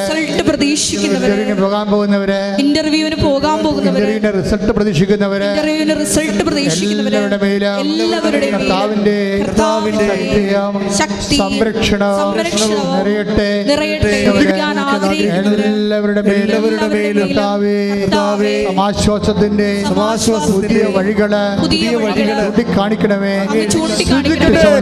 ഓട്ടിസമുള്ളവര്, ഹൈപ്പർ ആക്ടിവിറ്റി കുഞ്ഞുങ്ങള്, ബ്രെയിനിൽ വെള്ളം കെട്ടി കിടക്കുന്ന കുഞ്ഞുങ്ങള്, വളർച്ചയില്ലാത്ത കുഞ്ഞുങ്ങള്, ബുദ്ധിബോധമില്ലാത്ത കുഞ്ഞുങ്ങള്, കർത്താവിന്റെ കാരുണ്യ മധ്യസ്ഥതയില് ഉടമ്പടി എടുത്തു പോയ എല്ലാവരിലേക്ക് ആവശ്യിക്കട്ടെ. വൈരാഗ്യങ്ങള്, ശത്രുതകള്, എടുക്കാത്ത അവസ്ഥകള് യേശുവിന്റെ നാമത്തിൽ വീര്യമാകട്ടെ.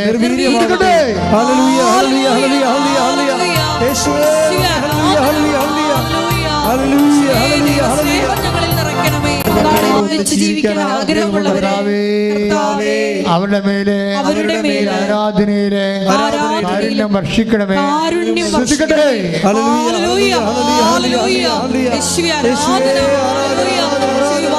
തകർന്നിരിക്കുന്ന എല്ലാ മക്കളെയും ഈ ആരാധനയിലൂടെ കൂട്ടിയോജിപ്പിക്കണമേ എന്ന് പ്രാർത്ഥിക്കുന്നു. സാക്ഷികളാണ് ഈശോ ആരാധനയും ജ്വലിച്ചു നിൽക്കുന്ന വലിയ ദൈവിക സ്വർഗീയ നിമിഷങ്ങൾക്ക് നിങ്ങൾ തന്നെ സമർപ്പിക്കുക.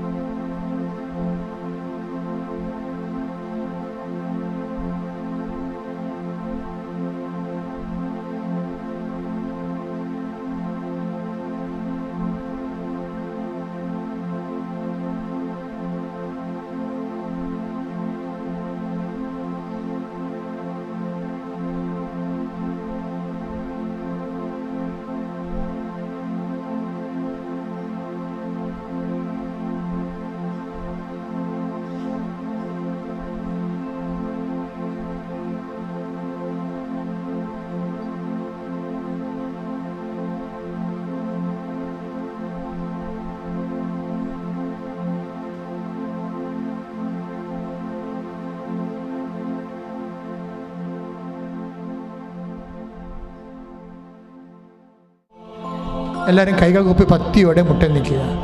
ഈശോ നിങ്ങളെ ആശീർവദിക്കുന്ന സമയമാണ്. ഓൺലൈനിലുള്ളവരും ശ്രദ്ധയോടെ മുട്ടൻ നിൽക്കുക. കൈകൾ കൂപ്പി ശിരസ് നമിച്ച് കർത്താവിൻ്റെ ആശീർവാദം സൗഖ്യമായി, ധൈര്യമായി, കൃപയായി, വിടുതലായി പ്രാപിക്കുക. ശ്രദ്ധിക്കട്ടെ.